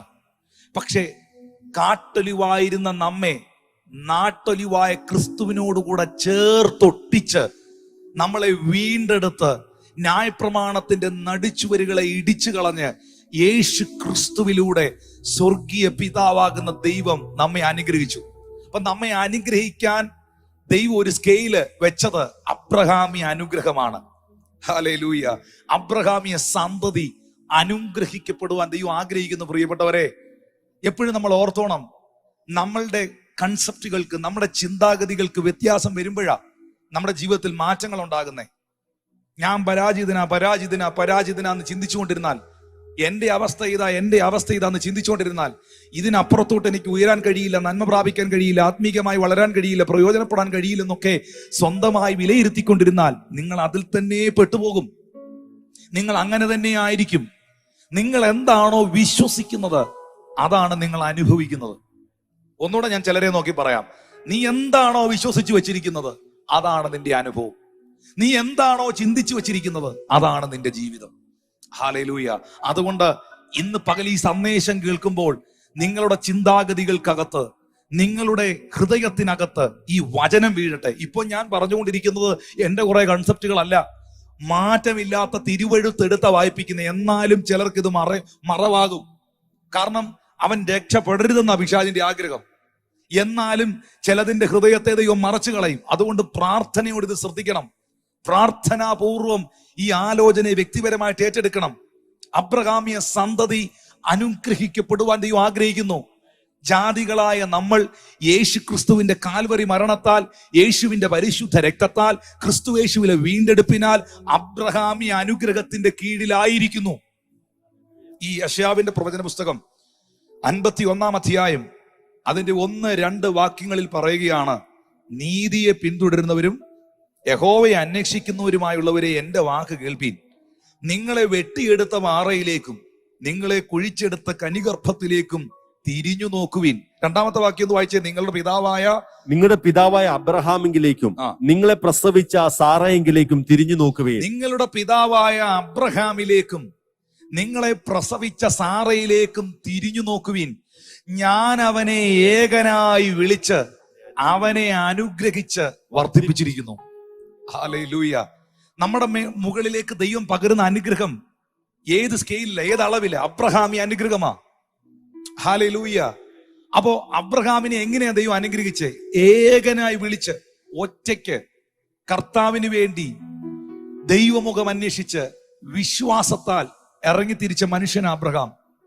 വിഗ്രഹങ്ങളെ ആരാധിച്ചും വിഗ്രഹങ്ങളെ വിറ്റും നടന്ന മനുഷ്യൻ, ഒരു വഴിയോര കച്ചവടക്കാരൻ, ജീവിതത്തിൽ എല്ലാ മേഖലകളിലും ഒരുപക്ഷെ പ്രതിസന്ധികളും പരാജയങ്ങളും ഒക്കെ ഏറ്റുവാങ്ങിക്കൊണ്ട് സാധാരണ നിലകളിൽ ജീവിച്ചൊരു വ്യക്തിത്വം.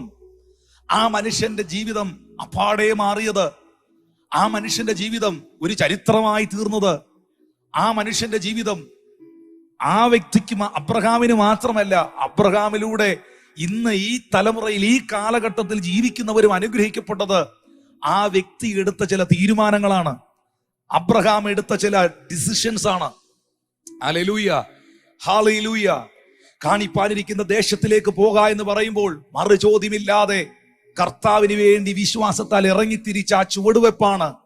അതുകൊണ്ട് യെശയ്യാ 51:2 വാക്യത്തിൽ പറയുന്നു, നിങ്ങളുടെ പിതാവായ അബ്രഹാമിലേക്കും നിങ്ങളെ പ്രസവിച്ച സാറയിലേക്കും തിരിഞ്ഞു നോക്കുവിൻ. നമുക്കറിയാം, സാറ ഒറ്റ മകനെയാ പ്രസവിച്ചത്. ആ മകന്റെ പേര് ഇസ്ഹാക്ക് എന്നാണ്, അല്ലേ? പക്ഷെ ഇവിടെ അങ്ങനെയല്ല എഴുതിയിരിക്കുന്നത്. നിങ്ങളെ പ്രസവിച്ച സാറ എന്നാ എഴുതിയിരിക്കുന്നത്. സാറ ഒരു ബഹു കൂട്ടത്തിന്റെ അമ്മയായി മാറുന്നു. അബ്രഹാം ബഹുജാതികളുടെ പിതാവായി തീരുന്നു. എന്നിട്ട് പറയുന്നു, ഞാൻ അവനെ ഒറ്റയ്ക്ക് വിളിച്ചിറക്കി, ഏകനായി വിളിച്ച് അവനെ അനുഗ്രഹിച്ച് അവനെ വർദ്ധിപ്പിച്ചു. ഈ ദൈവത്തെ തന്നെയാ ഞാൻ സേവിക്കുന്നതെന്ന് ഉറപ്പുള്ള ഒരു ഹല്ലേലൂയ പറഞ്ഞേ. ഈ അബ്രഹാം സേവിച്ച, അബ്രഹാമിനെ വിളിച്ച അതേ ദൈവമാ എന്നെയും വിളിച്ചെന്ന് ഉറപ്പുള്ള ഒരു ദൈവത്തിനൊന്ന് സ്തോത്രം ചെയ്തേ.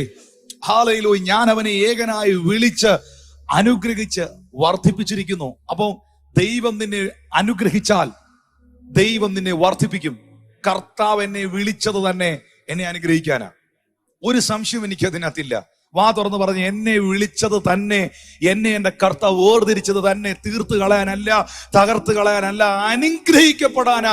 ഞാൻ താഴ്ചയല്ല ഉയർച്ച തന്നെ പ്രാപിക്കുമെന്ന് ഉറപ്പുള്ളവർക്കായി ഞാൻ ദൈവത്തെ സ്തുതിക്കുന്നു. നിന്റെ ദൈവമായ യഹോവയുടെ വാക്ക് നീ ശ്രദ്ധയോടെ കേട്ട് അവൻ നിന്നോട് ആജ്ഞാപിക്കുന്ന അവന്റെ കൽപ്പനകളും ചട്ടങ്ങളും പ്രമാണിച്ചു നടന്നാൽ നിന്റെ ദൈവമായ യഹോവ നിന്നെ ഉന്നതമാക്കുമെന്ന ആവർത്തനം 28:1 എഴുതിയിരിക്കുന്നത്. ഞാൻ വിശ്വസിക്കുന്നു ആ വചനത്തെ, ഞാൻ ഏറ്റെടുക്കുന്നു ആ വചനത്തെ. ഹല്ലേലൂയ. വിശ്വാസികൾ അടിമകളല്ല, അടിമത്വം തകർക്കണം. അബ്രഹാമിയ സന്തതി വിടുതലുകൾക്ക് അവകാശിയാ. പ്രിയപ്പെട്ടവരെ, അബ്രഹാമിയ സന്തതിയെ തിരിച്ചറിവുണ്ടാകട്ടെ. പ്രാർത്ഥിച്ച അന്യഭാഷയിൽ അബ്രഹാമിയ സന്തതി എല്ലാ വിടുതലുകൾക്കും അവകാശിയാണ്. കാര്യം ഞാൻ 1-2 കാര്യങ്ങൾ പുതിയ നിയമത്തിൽ നിന്ന് എടുത്തു പറയാം. ഗലാത്യർ 3:7 പറയുന്നുണ്ട്, അതുകൊണ്ട് വിശ്വാസികൾ അത്രേ അബ്രഹാമിന്റെ മക്കളെന്ന് അറിവീൻ. അതുകൊണ്ടാ വേദപുസ്തകത്തിനകത്ത് പോലും പുതിയ നിയമത്തിനകത്ത് യേശുക്രിസ്തു പല മിറക്കിളുകളും ചെയ്തപ്പോൾ അത്ഭുതങ്ങൾ നടക്കാൻ സാധ്യതയില്ലാത്തിടത്ത് പോലും അവൻ അത്ഭുതം ചെയ്തത് അബ്രഹാമിയ സന്തതികൾക്ക് വേണ്ടിയാണ്. ലൂക്കോസ് 13:16 വായിക്കുമ്പോൾ, ലൂക്കോസ് 13:16, എന്നാൽ സാത്താൻ 18 സംവത്സരമായി ബന്ധിച്ചിരുന്ന അബ്രഹാമിന്റെ മകളായ ഇവളെ ശബത്ത് നാളിൽ ഈ ബന്ധനം അഴിച്ചു വിടേണ്ടതല്ലയോ എന്ന് ഉത്തരം പറഞ്ഞു. അങ്ങനല്ലേ എഴുതിയിരിക്കുന്നത്. സാത്താൻ 18 വർഷമായി ബന്ധിച്ചിരുന്ന ഇവളെ, അന്നത്തെ ദിവസം അതൊരു ശബത്ത് ദിവസമാണ്, അല്ലേ? ആ ശബത്ത് ദിവസത്തിൽ വൈദിവൃത്തി നടത്താൻ പാടില്ല. ആ ലൂക്കോസ് സുവിശേഷം 13-ാം 10 വാക്യം ഒന്ന് വായിക്കുക പാസ്റ്ററെ. ഒരു ശബത്തിൽ അവൻ ഒരു പള്ളിയിൽ ഉപദേശിച്ചു കൊണ്ടിരുന്നു. ഒരു ശബത്തിൽ അവൻ ഒരു പള്ളിയിൽ ഉപദേശിച്ചുകൊണ്ടിരുന്നു. അന്ന് ശബത്ത് ദിവസമാണ്. ശബത്തിൽ വൈദിവൃത്തി നടത്താൻ പാടില്ല, ശബത്തിൽ രോഗികളെ സൗഖ്യമാക്കാൻ പാടില്ല, ശബത്തിൽ ജോലി ചെയ്യാൻ പാടില്ല. ശബത്തിൽ സ്വസ്ഥതയോടിരുന്ന് ദൈവത്തെ ആരാധിക്കുകയും തോറ ന്യായപ്രമാണം വായിക്കുകയും മാത്രമാണ് ചെയ്യേണ്ടത്. പക്ഷെ ആ ദിനത്തിൽ ഒരു അത്ഭുതം നടക്കുമെന്ന് യാതൊരു പ്രതീക്ഷയും ഇല്ലാതിരുന്ന ഒരു സ്ഥലത്ത് ആ ദേവാലയത്തിനകത്ത് ഒരു കൂനയായ സ്ത്രീ ഉണ്ടായിരുന്നു. ആ കൂനയായ സ്ത്രീയെ ഇത്രയും പുരുഷാരത്തിന്റെ മധ്യയെ കർത്താവ് വിളിച്ച് സൗഖ്യമാക്കിയ ഉടനെ പള്ളിയിലുള്ളവരെല്ലാം ഇളകി. എന്നിട്ട് കർത്താവിനോട് പറഞ്ഞു, ശബത്ത് ദിവസത്തിൽ നീ എന്തിനാണ് അവളെ സൗഖ്യമാക്കിയത്? എന്തിനാണെന്ന് വൈദ്യവൃത്തി നടത്തിയത്? അല്ലെങ്കിൽ എന്തിനാണ് അവളെ ഹീൽ ചെയ്തത്? ഒരു ചരിത്രത്തെയാണ് നീ ബ്രേക്ക് ചെയ്തത്. ഒരു പാരമ്പര്യത്തെയാണ് നീ ഇല്ലാതെയാക്കിയത്. ആ സമയത്ത് യേശു പറഞ്ഞ ഉത്തരമാ 16-ാം വാക്യം. എന്നാൽ സാത്താൻ 18 സംവത്സരമായി ബന്ധിച്ചിരുന്ന അബ്രഹാമിന്റെ മകളായ ഇവളെ ശബത്ത് നാളിൽ ബന്ധനം അഴിച്ചു വിടേണ്ടതല്ലയോ എന്ന് ഉത്തരം പറഞ്ഞു. കർത്താവിന് പറയാനുള്ളത്, ഇനി എന്തോ പാരമ്പര്യമാണെങ്കിലും, ഇനി എന്തോ പ്രമാണമാണെങ്കിലും, ഇന്ന് വൈദിവൃത്തി നടത്താൻ പാടില്ലെങ്കിലും അബ്രഹാമിന്റെ സന്തതി ബന്ധനത്തിൽ കടക്കാൻ പാടില്ല. അബ്രഹാമിയ സന്തതി സാത്താനി ബന്ധനത്തിൽ ഇരിക്കാൻ പാടില്ല.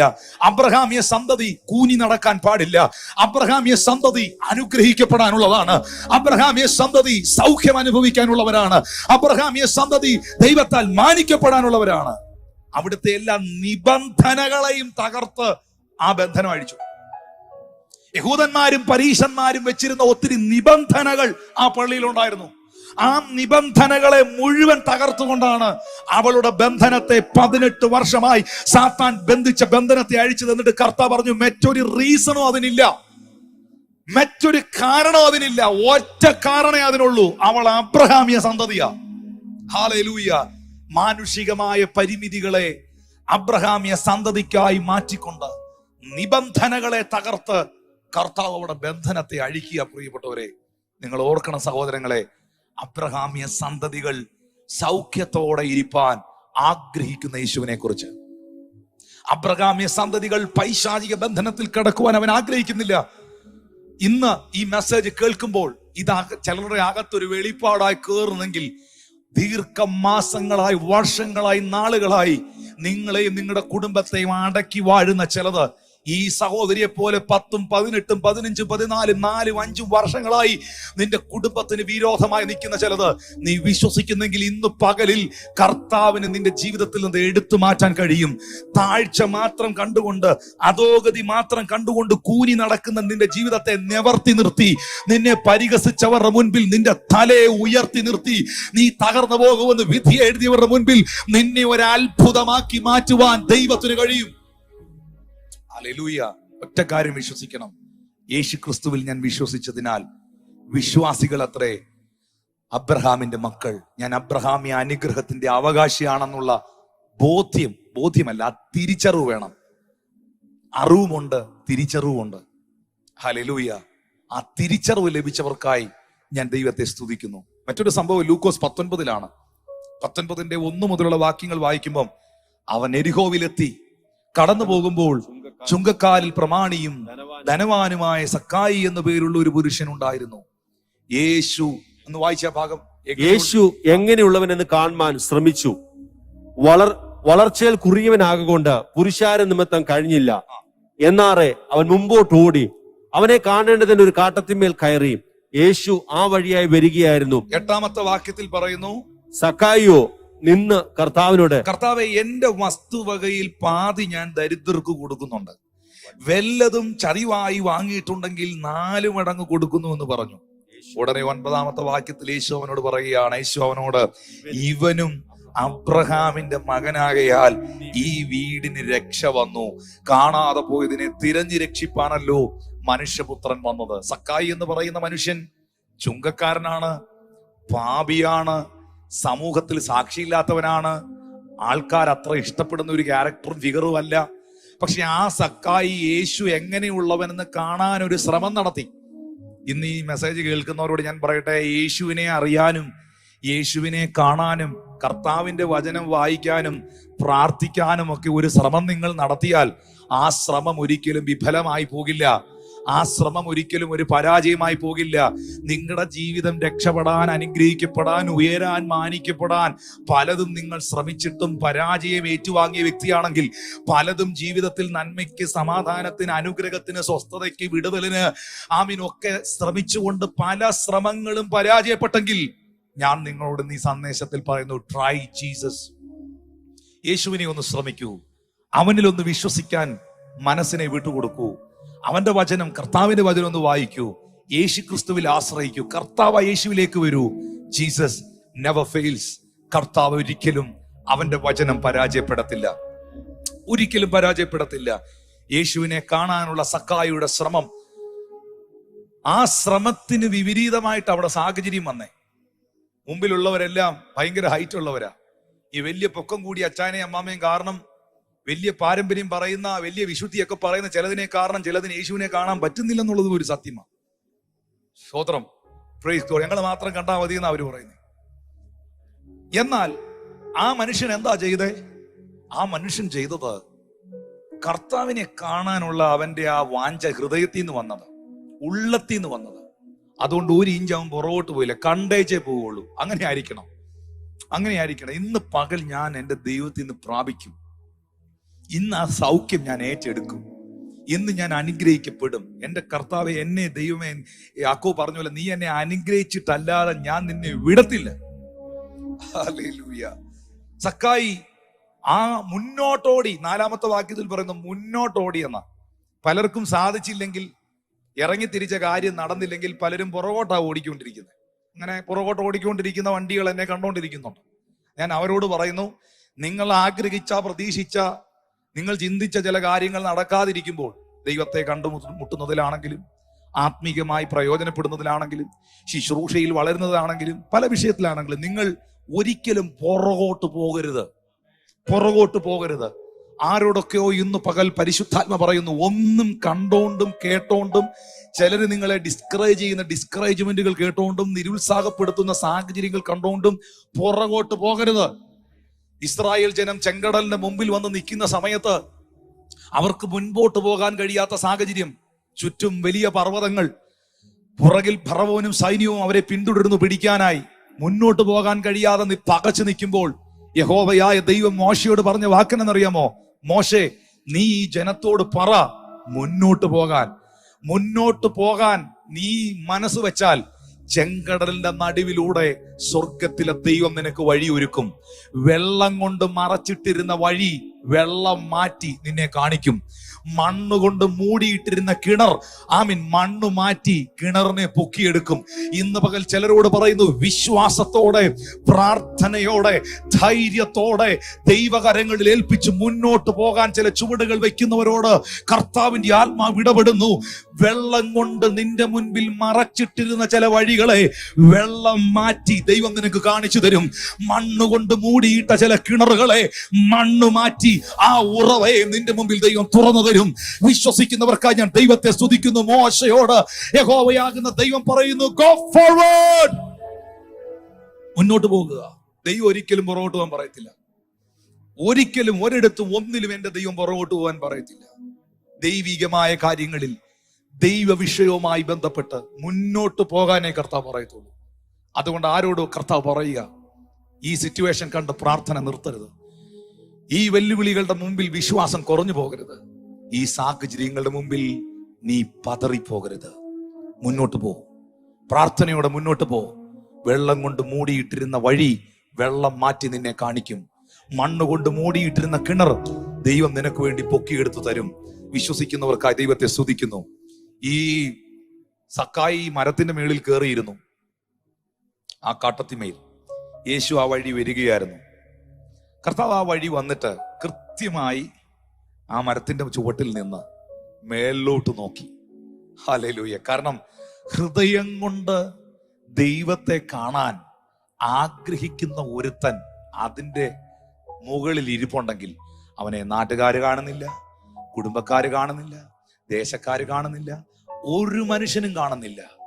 ആരും കാണാതെ അത്തി ഇലകളുടെ അകത്തവൻ ഒളിച്ച് മരച്ചില്ലയിൽ ഇങ്ങനെ പതുങ്ങി ഇരിക്കുമ്പോഴും അവന്റെ ഹൃദയം ഇങ്ങനെ തുടിക്കുകയാണ് യേശുവിനെ കാണാൻ. അവന്റെ ഹൃദയം ഇങ്ങനെ തുടിക്കുകയാണ്. അവൻ എൻജോയ് ചെയ്യാണ്. കർത്താവിനെ കണ്ടപ്പോഴത്തേക്ക് അവന്റെ മനസ്സിങ്ങനെ സന്തോഷിക്കുകയാണ്. നോക്കിയേ, ഈ മാഗ്നറ്റ്, കാന്തം ഇരുമ്പിനെ ആകർഷിക്കുന്നത് പോലെ യേശു ആ മരത്തിന്റെ മൂട്ടിൽ വന്നങ്ങ് നിന്നു. അതിന്റെ ചുവട്ടിൽ വന്നങ്ങ് നിന്നു. മുകളിലേക്ക് നോക്കി. സക്കായിയെ വേഗം ഇറങ്ങി വാന്ന് പറഞ്ഞപ്പം ആ ഇരുമ്പ് വന്ന് മാഗ്നറ്റിനോട് അങ്ങ് പറ്റുക. ആ ഇരുമ്പ് വന്ന് കാന്തത്തോടങ്ങ് പറ്റുന്നത് പോലെ ഇന്ന് പകൽ യഹോവയെ അന്വേഷിക്കുന്ന, അവനെ കാണാൻ ആഗ്രഹിക്കുന്ന, അവനിൽ നിന്ന് ചിലത് പ്രാപിക്കാൻ കൊതിക്കുന്ന, അതൊരുപക്ഷെ അപ്പൻ അറിയുന്നില്ല, അമ്മ അറിയുന്നില്ല, പാസ്റ്റർ അറിയുന്നില്ല, കുടുംബക്കാരറിയുന്നില്ല, ദൈവത്തിന് വേണ്ടി ചിലത് ചെയ്യുവാൻ, കർത്താവിന് വേണ്ടി പ്രവർത്തിക്കുവാൻ, പാപങ്ങളെ ഏറ്റുപറയുവാൻ, ആമേൻ, ദൈവ വഴിയിൽ ജീവിക്കുവാൻ ആഗ്രഹിക്കുന്ന ഒരു മനസ്സ് നിനക്കുണ്ടെങ്കിൽ ദൈവത്താൽ നീ ആകർഷിക്കപ്പെടുകയാണ്. സക്കായി ആ മരത്തിൽ നിന്ന് ഇറങ്ങി വന്നു. എന്റെ സന്ദേശം ഇതാണ്. ഇറങ്ങി വന്ന സക്കായി പറഞ്ഞത് തന്നെ 8-ാമത്തെ വാക്യത്തിൽ, സക്കായി നിന്ന് കർത്താവിനോട്, കർത്താവേ, എന്റെ വസ്തുവകയിൽ പാതി ഞാൻ ദരിദ്രർക്ക് കൊടുക്കുന്നുണ്ട്. വല്ലതും ചതുവായി വാങ്ങിയിട്ടുണ്ടെങ്കിൽ 4 മടങ്ങ് മടക്കി കൊടുക്കുന്നു എന്ന് പറഞ്ഞു. 9-ാം വാക്യത്തിൽ പറയുന്നു, യേശു അവനോട്, ഇവനും അബ്രഹാമിന്റെ മകനാകയാൽ ഈ വീടിന് രക്ഷ വന്നു. കൂനയായ സ്ത്രീ അബ്രഹാമിയ സന്തതിയാകയാൽ അവൾക്ക് സൗഖ്യം വന്നു. സക്കായി അബ്രഹാമിയ സന്തതിയാകയാൽ അവന് രക്ഷ വന്നു. ഇപ്പൊ ദൈവം തന്റെ നന്മകളെല്ലാം ഒരുക്കിയിരിക്കുന്നത് ആർക്ക് വേണ്ടിയിട്ടാണെന്നുള്ളതാണ് എന്റെ മെസ്സേജ്. Praise God. കാണാതെ പോയതിനെ തിരഞ്ഞു രക്ഷിപ്പാനല്ലോ മനുഷ്യപുത്രൻ വന്നത്. ഇവിടെ ഞാനൊരു കാര്യം ഈ ഭാഗത്തിൽ നിന്ന് കണ്ടപ്പോ ഈ സക്കായി പറഞ്ഞ എന്താണെന്നറിയാവോ? ഞാൻ ദരിദ്രന്മാർക്ക് കൊടുക്കാം, വല്ലതും ചതിവായി വാങ്ങിയിട്ടുണ്ടെങ്കിൽ 4 മടങ്ങ് കൊടുക്കാം. അപ്പം ഗിവിങ്ങിനെ കുറിച്ചാണ് പറയുന്നത്. ഞാൻ കൊടുക്കാം, ഞാൻ എൻ്റെ എല്ലാം കൊടുക്കാം, ആ നന്മ ഞാൻ കൊടുക്കാം, ആ പണം ഞാൻ കൊടുക്കാം. കൊടുക്കാം എല്ലാം തരാമെന്ന് പറയുമ്പോൾ തന്നെ അവൻ കാണിക്കുന്നത് ഒരു അബ്രഹാമിയ സ്വഭാവമാണ്. കാരണം അബ്രഹാമിന്റെ സ്വഭാവം അതായിരുന്നു. അവനെല്ലാം നൽകുന്നവനായിരുന്നു, അവനെല്ലാം കൊടുക്കുന്നവനായിരുന്നു. അബ്രഹാം എല്ലാവരെയും സ്നേഹിക്കുന്നവനായിരുന്നു. ഈ കൊടുക്കുക, ദൈവത്തെ മനുഷ്യരെ സ്നേഹിക്കുക എന്നത് ദൈവത്തോട് ആ വ്യക്തിക്ക് ബന്ധമുണ്ട് എന്നതിന് തെളിവാണ്. ഞാൻ ഒന്നുകൂടെ പറയട്ടെ.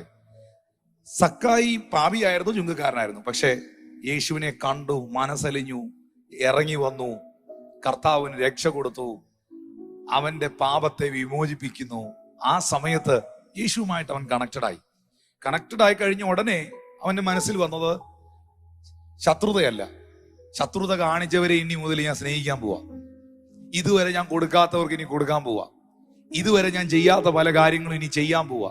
അപ്പം മറ്റുള്ളവരെ സ്നേഹിക്കുക, കരുതുക, കൊടുക്കുക എന്നൊക്കെ പറയുന്നത് ആ വ്യക്തി ഇപ്പോൾ ദൈവവുമായി ബന്ധപ്പെട്ടിരിക്കുന്നു, ക്രിസ്തുവിലായിരിക്കുന്നു എന്നതിന്റെ തെളിവാണ്. കാരണം ദൈവത്തെ സ്നേഹിക്കുന്നവർക്ക് മാത്രമേ തൻ്റെ ദാസന്മാരെയും തൻ്റെ മക്കളെയും സ്നേഹിക്കാൻ പറ്റുള്ളൂ. ദൈവത്തെ ബഹുമാനിക്കുന്നവർക്ക് മാത്രമേ തൻ്റെ ദാസന്മാരെയും തൻ്റെ മക്കളെയും ബഹുമാനിക്കാൻ കഴിയുകയുള്ളൂ. ഹല്ലേലൂയ. ഞാൻ എപ്പോഴും പറയുന്നൊരു കാര്യമാണ്, കൊടുക്കാൻ മനസ്സുള്ളവൻ മാത്രമേ എപ്പോഴും കൊടുക്കുകയുള്ളൂ. സ്നേഹിക്കാൻ മനസ്സുള്ളവർ മാത്രമേ സ്നേഹിക്കുകയുള്ളൂ. ഈ കൊടുക്കുക എന്ന് പറയുന്നത് തന്നെ അതൊരു വരമാണ്. വരം മാത്രമല്ല, സഹായം ചെയ്യാനുള്ള വരമെന്നല്ലേ കൊരിന്ത്യർക്കെഴുതിയ ലേഖനത്തിൽ എഴുതിയിരിക്കുന്നത്.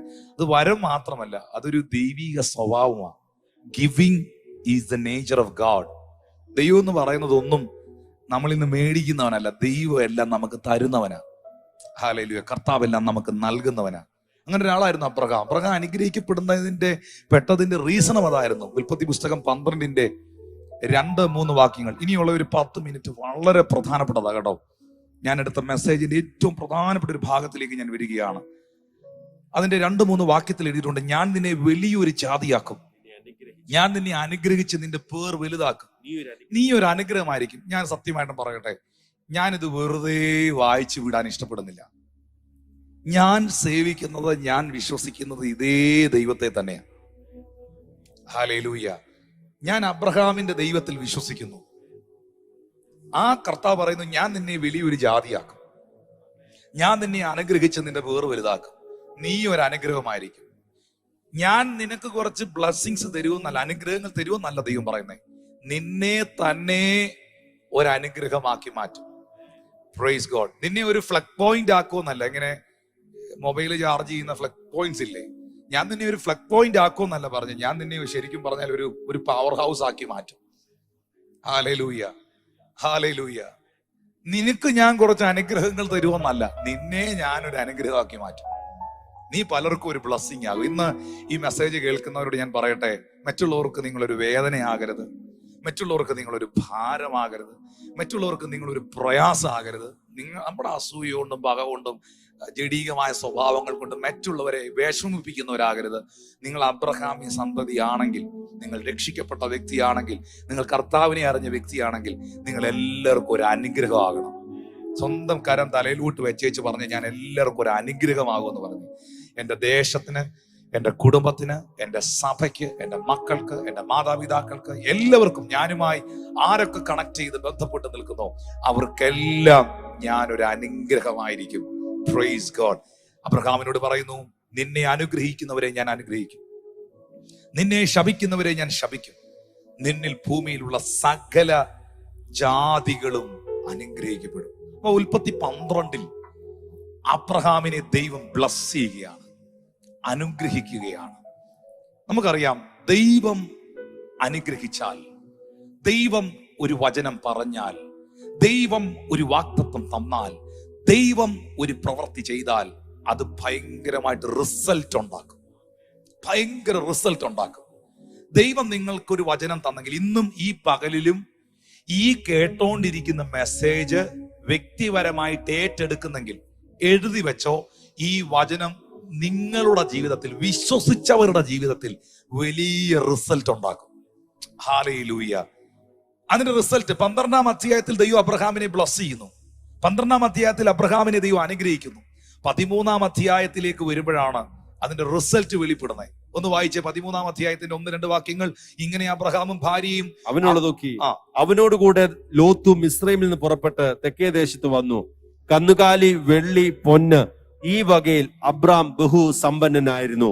ബൈബിൾ പറയുന്നു, ഉൽപ്പത്തി 12 അബ്രഹാമിനെ ദൈവം അനുഗ്രഹിച്ചു. എന്നാൽ 13-ാം അധ്യായത്തിലേക്ക് വരുമ്പോൾ തിരുവെടുത്ത് വ്യക്തമാക്കുന്നു, കന്നുകാലി, വെള്ളി, പൊന്ന് ഈ വകയിൽ അബ്രഹാം ബഹുസമ്പന്നനായി മാറി. അതിന്റെ റിസൾട്ട് വെളിപ്പെട്ടു.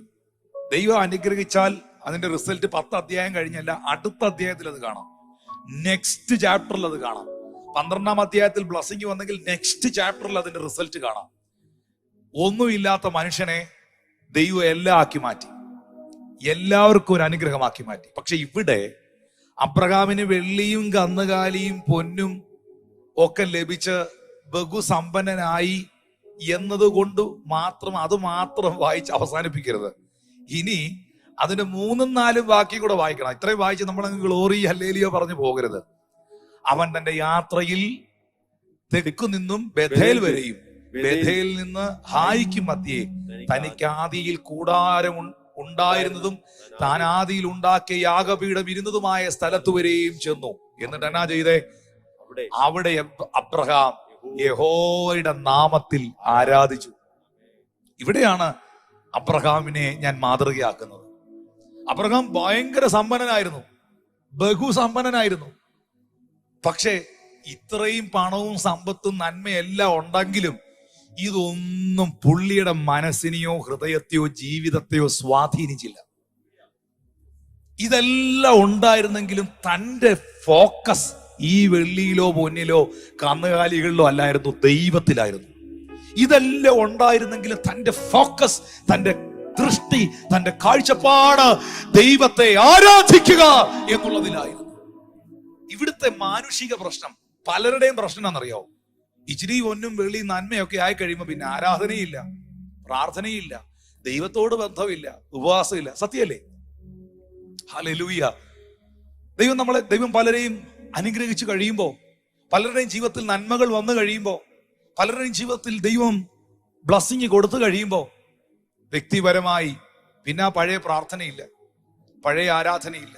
ഇപ്പൊ TV ആയി, മൊബൈൽ ഫോണായി, പല നന്മകളായി, കാറായി, വണ്ടിയായി, വീടായി, ഗസ്റ്റായി, സെലിബ്രേഷൻസ് ആയി, ബർത്ത്ഡേ പാർട്ടിയായി. അപ്പൊ പ്രാർത്ഥിക്കാനും നേരെയില്ല, ദൈവസന്നിധി ഇരിക്കാനും നേരെയില്ല. പക്ഷെ അബ്രഹാം അങ്ങനല്ലായിരുന്നു.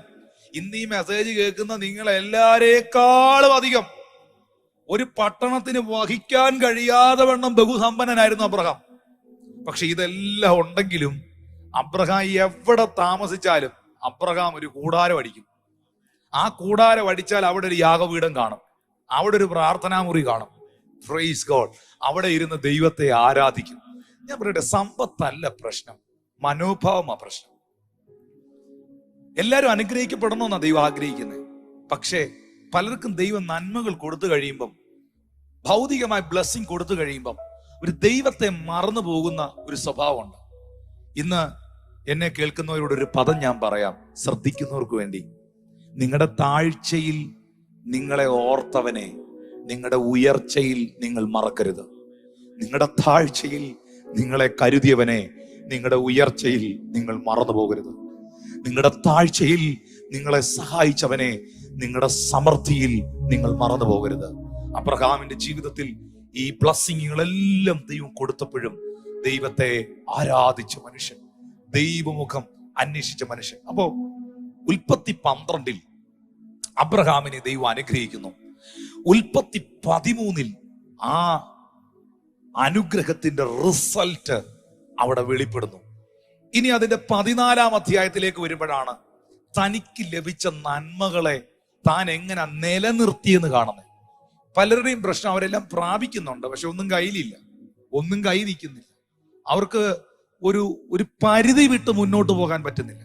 പക്ഷെ മനുഷ്യനും പിശാചും വെച്ച ബൗണ്ടറികളെ ബ്രേക്ക് ചെയ്തുകൊണ്ട് നിങ്ങൾക്ക് മുന്നേറാൻ കഴിയണമെങ്കിൽ ഈ 14 അധ്യായത്തിന്റെ 18, 19, 20 വാക്യം കൂടെ ശ്രദ്ധിക്കണം.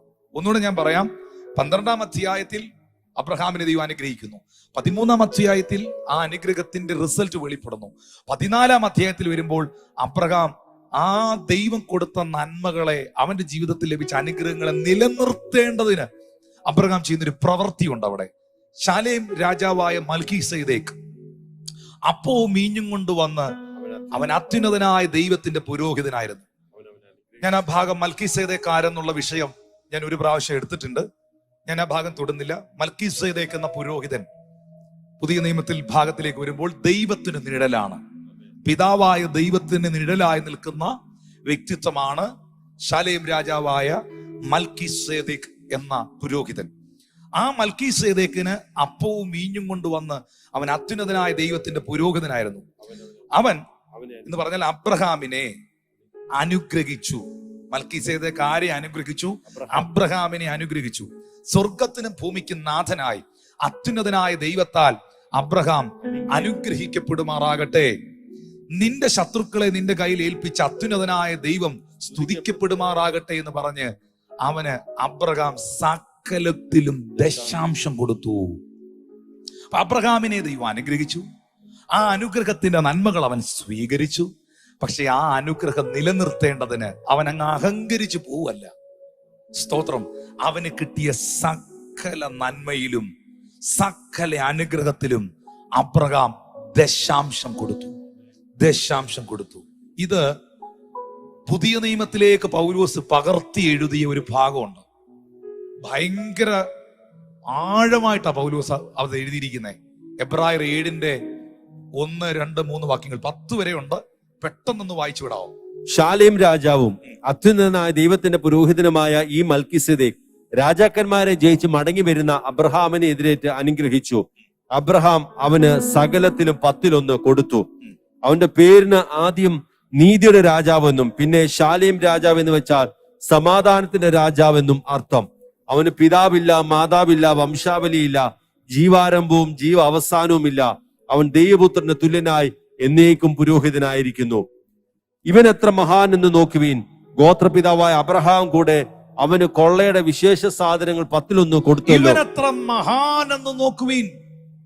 ഗോത്രപിതാവായ അബ്രഹാം വരെ തനിക്ക് ലഭിച്ച നന്മയുടെ 10 ദൈവത്തിന് കൊടുത്തു. ഹല്ലേലൂയ. തന്റെ പുരോഹിതൻ അത് കൈമാറുമ്പോൾ, തന്റെ പുരോഹിതൻ അത് കൊടുക്കുമ്പോൾ അത് ദൈവത്തിന് കൊടുത്തതുപോലെയാണ്. അതുകൊണ്ടാണ് യെഹെസ്കേലിന്റെ പുസ്തകത്തിൽ പറയുന്നത്, സ്തോത്രം, നിന്റെ വീട്ടിൽ ദൈവം അനുഗ്രഹം വരുത്തേണ്ടതിന് നിന്റെ നന്മകൾ ആലയത്തിൽ കൊണ്ടുവരുവീൻ. അനുഗ്രഹം വരുത്തേണ്ടതിന്. Praise God. നിങ്ങൾക്കറിയാമോ, അബ്രഹാം കാണിച്ച ഈ ഒബീഡിയൻസ്, ഈ അനുസരണം, ദൈവത്തിന്റെ മുമ്പിൽ കാണിച്ച ഈ മനോഭാവം അവന്റെ തലമുറകളെ മാനിക്കുന്നതിന് കാരണമായി.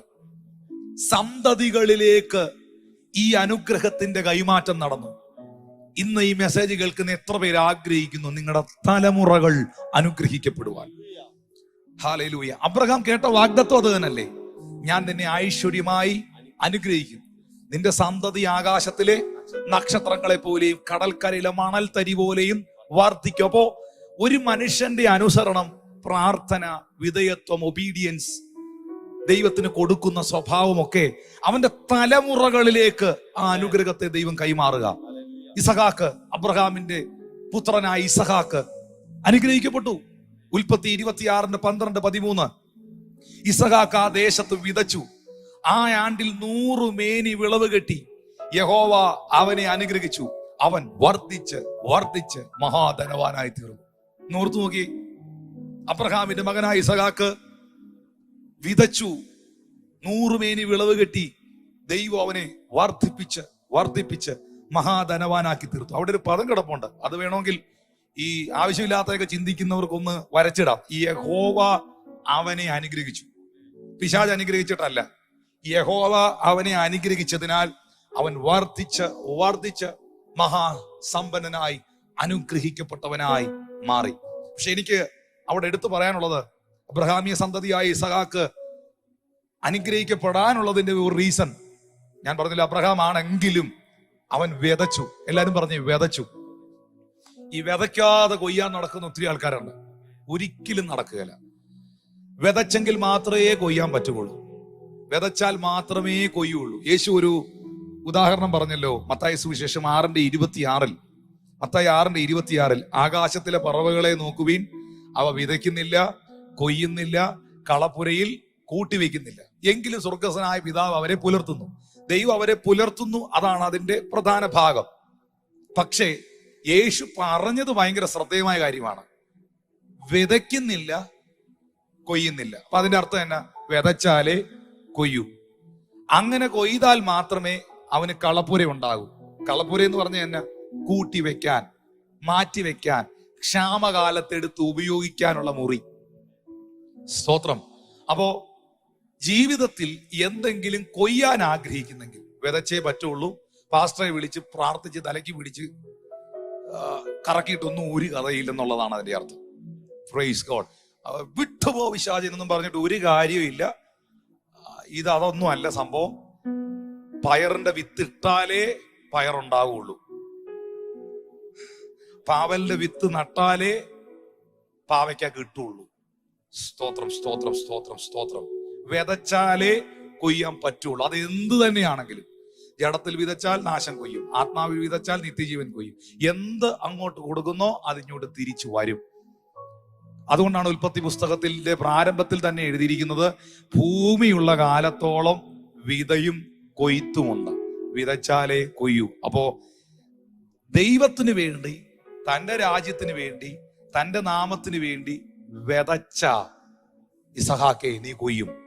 അബ്രഹാമിയ സന്തതിയെ കൊയ്യും. യാക്കോബ് എന്നായിരുന്നു? യാക്കോബിന്റെ ജീവിതം വൻ പരാജയമായിരുന്നു. ഉൽപ്പത്തി 28:11 മുതൽ വായിക്കുന്ന സമയത്ത് യാക്കോബ് പ്രതീക്ഷിച്ചതുപോലെ പല കാര്യങ്ങളും നടന്നില്ല.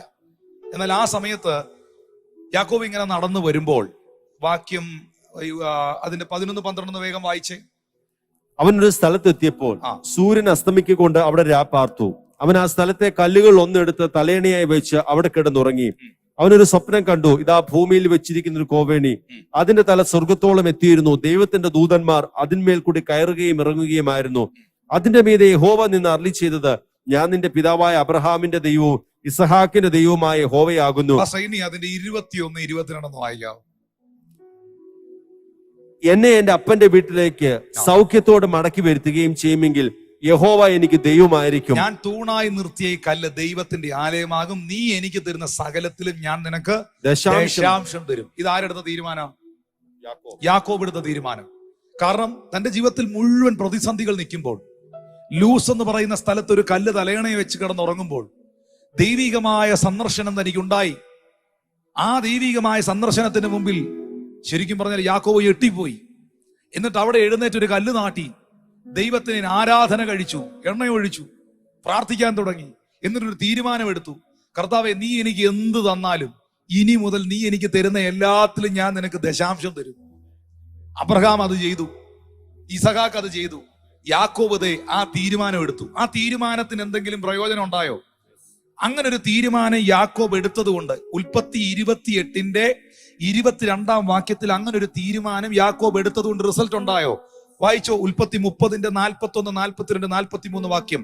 ബലമില്ലാത്ത ആടുകൾ ചനയേൽക്കുമ്പോൾ അവയെ വെച്ചില്ല.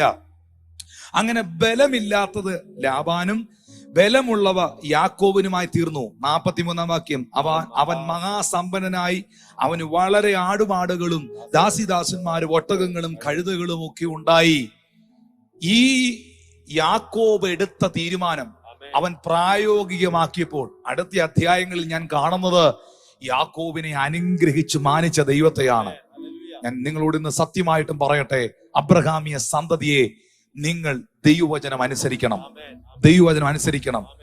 ഇപ്പൊ നമ്മൾ വായിച്ചില്ലേ, അബ്രഹാം ദൈവത്തിന് കൊടുത്ത മനുഷ്യൻ, ഇസഹാക്ക് വിതച്ച മനുഷ്യൻ, യാക്കോബ് കൊടുത്ത മനുഷ്യൻ. ദൈവം എങ്ങനെയാ ദൈവത്തെ ഇൻട്രൊഡ്യൂസ് ചെയ്യുന്നത്?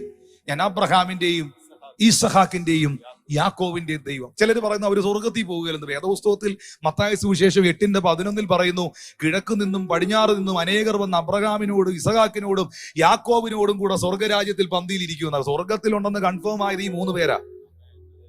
Price God, hallelujah. ലൂക്കോസ് സുവിശേഷം 16:21 വായിക്കുമ്പോൾ ആ ദരിദ്രനായ മനുഷ്യൻ അവന്റെ ആത്മാവ് അബ്രഹാമിന്റെ മടിയിലെത്തിയതായി ലൂക്കോസ് 16:23 കാണുന്നു. അതുകൊണ്ട് പ്രിയപ്പെട്ടവരെ, നാം അബ്രഹാമി അനുഗ്രഹങ്ങൾക്ക് അവകാശികളാണ്. പക്ഷേ ജീവിതത്തിൽ എടുക്കുന്ന ചില തീരുമാനങ്ങൾ, യാക്കോബിനെ പോലെ സ്നേഹിക്കുവാൻ, കൊടുക്കുവാൻ, കരുതുവാനൊക്കെ എടുക്കുന്ന തീരുമാനങ്ങൾ, അത് അബ്രഹാമിയ സ്വഭാവമാണ്. ആ സ്വഭാവം, ആ തീരുമാനം, ആ വചനം നിങ്ങൾ ഏറ്റെടുക്കുമ്പോൾ ദൈവം നിങ്ങളെ അനുഗ്രഹത്തിലേക്ക് നയിക്കുവാൻ ഇടയായി തീരും. കാരണം ദൈവം നമ്മളെ മാനിക്കേണ്ടേ. ഒരു മനുഷ്യൻ നമ്മളെ ഉയർത്തുന്നതിനും വളർത്തുന്നതിനൊക്കെ പരിധിയുണ്ട്. ദൈവമാണ് നമ്മളെ ഉയർത്തേണ്ടത്. 1 ദിനവൃത്താന്ത പുസ്തകം 29-ാം അധ്യായത്തിന്റെ 11, 12, 13, 14 വാക്യങ്ങളിൽ വായിക്കുമ്പോൾ ദാവീദ് പറയുന്നുണ്ട്, യഹോവേ, മഹത്വവും ശക്തിയും തേജസ്സും യശസ്സും മഹിമയും നിനക്കുള്ളത്, സ്വർഗത്തിലും ഭൂമിയിലും ഉള്ളതൊക്കെയും നിനക്കുള്ളതല്ലോ. ഇതെല്ലാം നിന്നിൽ നിന്നാ വരുന്നേ. ധനവും ബഹുമാനവും നിന്നിൽ നിന്ന് വരുന്നു, ദൈവത്തിൽ നിന്നേ വരത്തുള്ളൂ. നീ സർവ്വതും ഭരിക്കുന്നു, ശക്തിയും ബലവും നിന്റെ കയ്യിൽ ഇരിക്കുന്നു. സകലത്തെയും വലുതാക്കുന്നതും ശക്തീകരിക്കുന്നതും നിന്റെ പ്രവൃത്തിയാകുന്നു.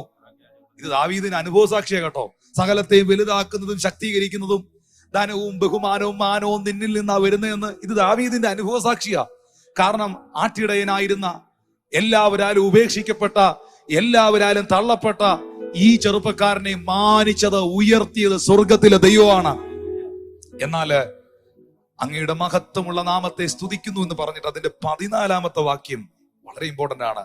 എന്നാൽ ഞങ്ങൾ ഇങ്ങനെ ഇത്ര മനഃപൂർവ്വമായി ദാനം ചെയ്യേണ്ടതിന് പ്രാപ്തരാകുവാൻ ഞാൻ ആര്?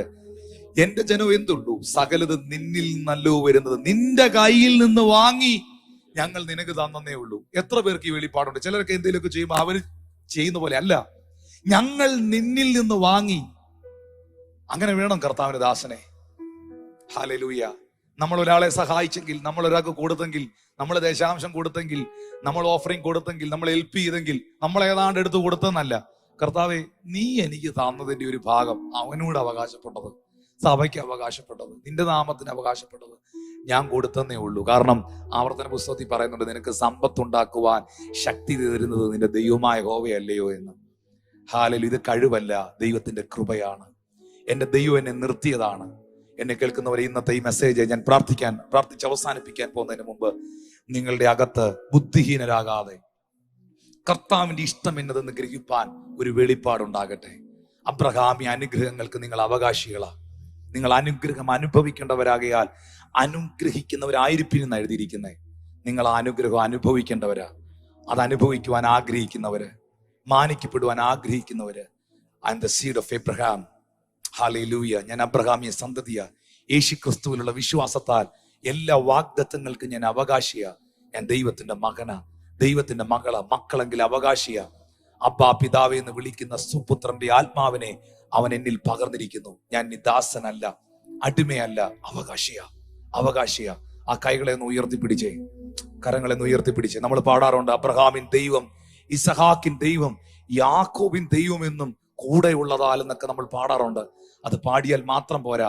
അബ്രഹാമും ഇസഹാക്കും യാക്കോബും ഒക്കെ അനുഗ്രഹിക്കപ്പെടാൻ കാരണമായത് എന്തെന്ന് ഇന്ന് നിങ്ങൾ കേട്ടു. ആ അനുഗ്രഹങ്ങളെ സ്വീകരിപ്പാൻ, ആ നന്മകളെ പ്രാപിപ്പാൻ, തന്റെ ദാസന്മാരുടെ ശ്രേയസിൽ പ്രസാദിക്കുന്ന യഹോവ. ഓ ഹല്ലേലൂയ. തന്റെ ദാസന്മാരുടെ ശ്രേയസിൽ പ്രസാദിക്കുന്ന യഹോവ. അബ്രഹാമിയ സന്തതിയെ, നീ കൂനി നടക്കാനുള്ള വ്യക്തിയല്ല, നീ ബന്ധനം അനുഭവിക്കാനുള്ള വ്യക്തിയല്ല.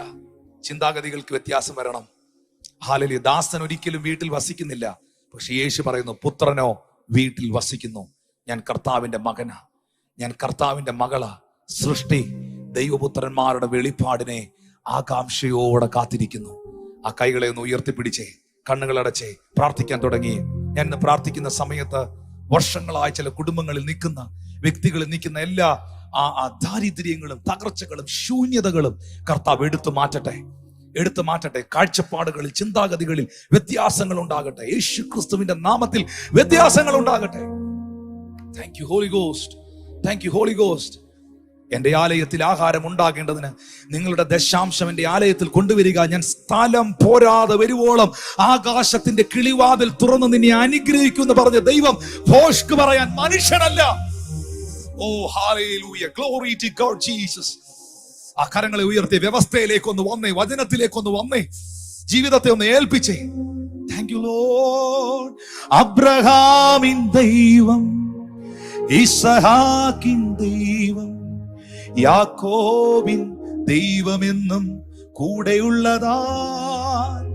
അബ്രഹാമിൻ ദൈവം, ഇസഹാക്കിൻ ദൈവം, യാക്കോബിൻ ദൈവമെന്നും കൂടെയുള്ളതാ. സിയോൻ യാത്രയതിൽ മനമേ ഭയമൊന്നും വേണ്ടിനിയും. വിശ്വാസികൾ അത്രേ അബ്രഹാമിന്റെ മക്കൾ എന്നറിവീൻ. ഇവനും അബ്രഹാമിന്റെ മകനാകയാൽ ഈ വീടിന് രക്ഷ വന്നിരിക്കുന്നു. അബ്രഹാമിന്റെ മകളായി ഇവളെ ശബത്ത് നാളിൽ ഈ ബന്ധനം അഴിച്ചുവിടേണ്ടതല്ലയോ? Thank you Holy Spirit of God.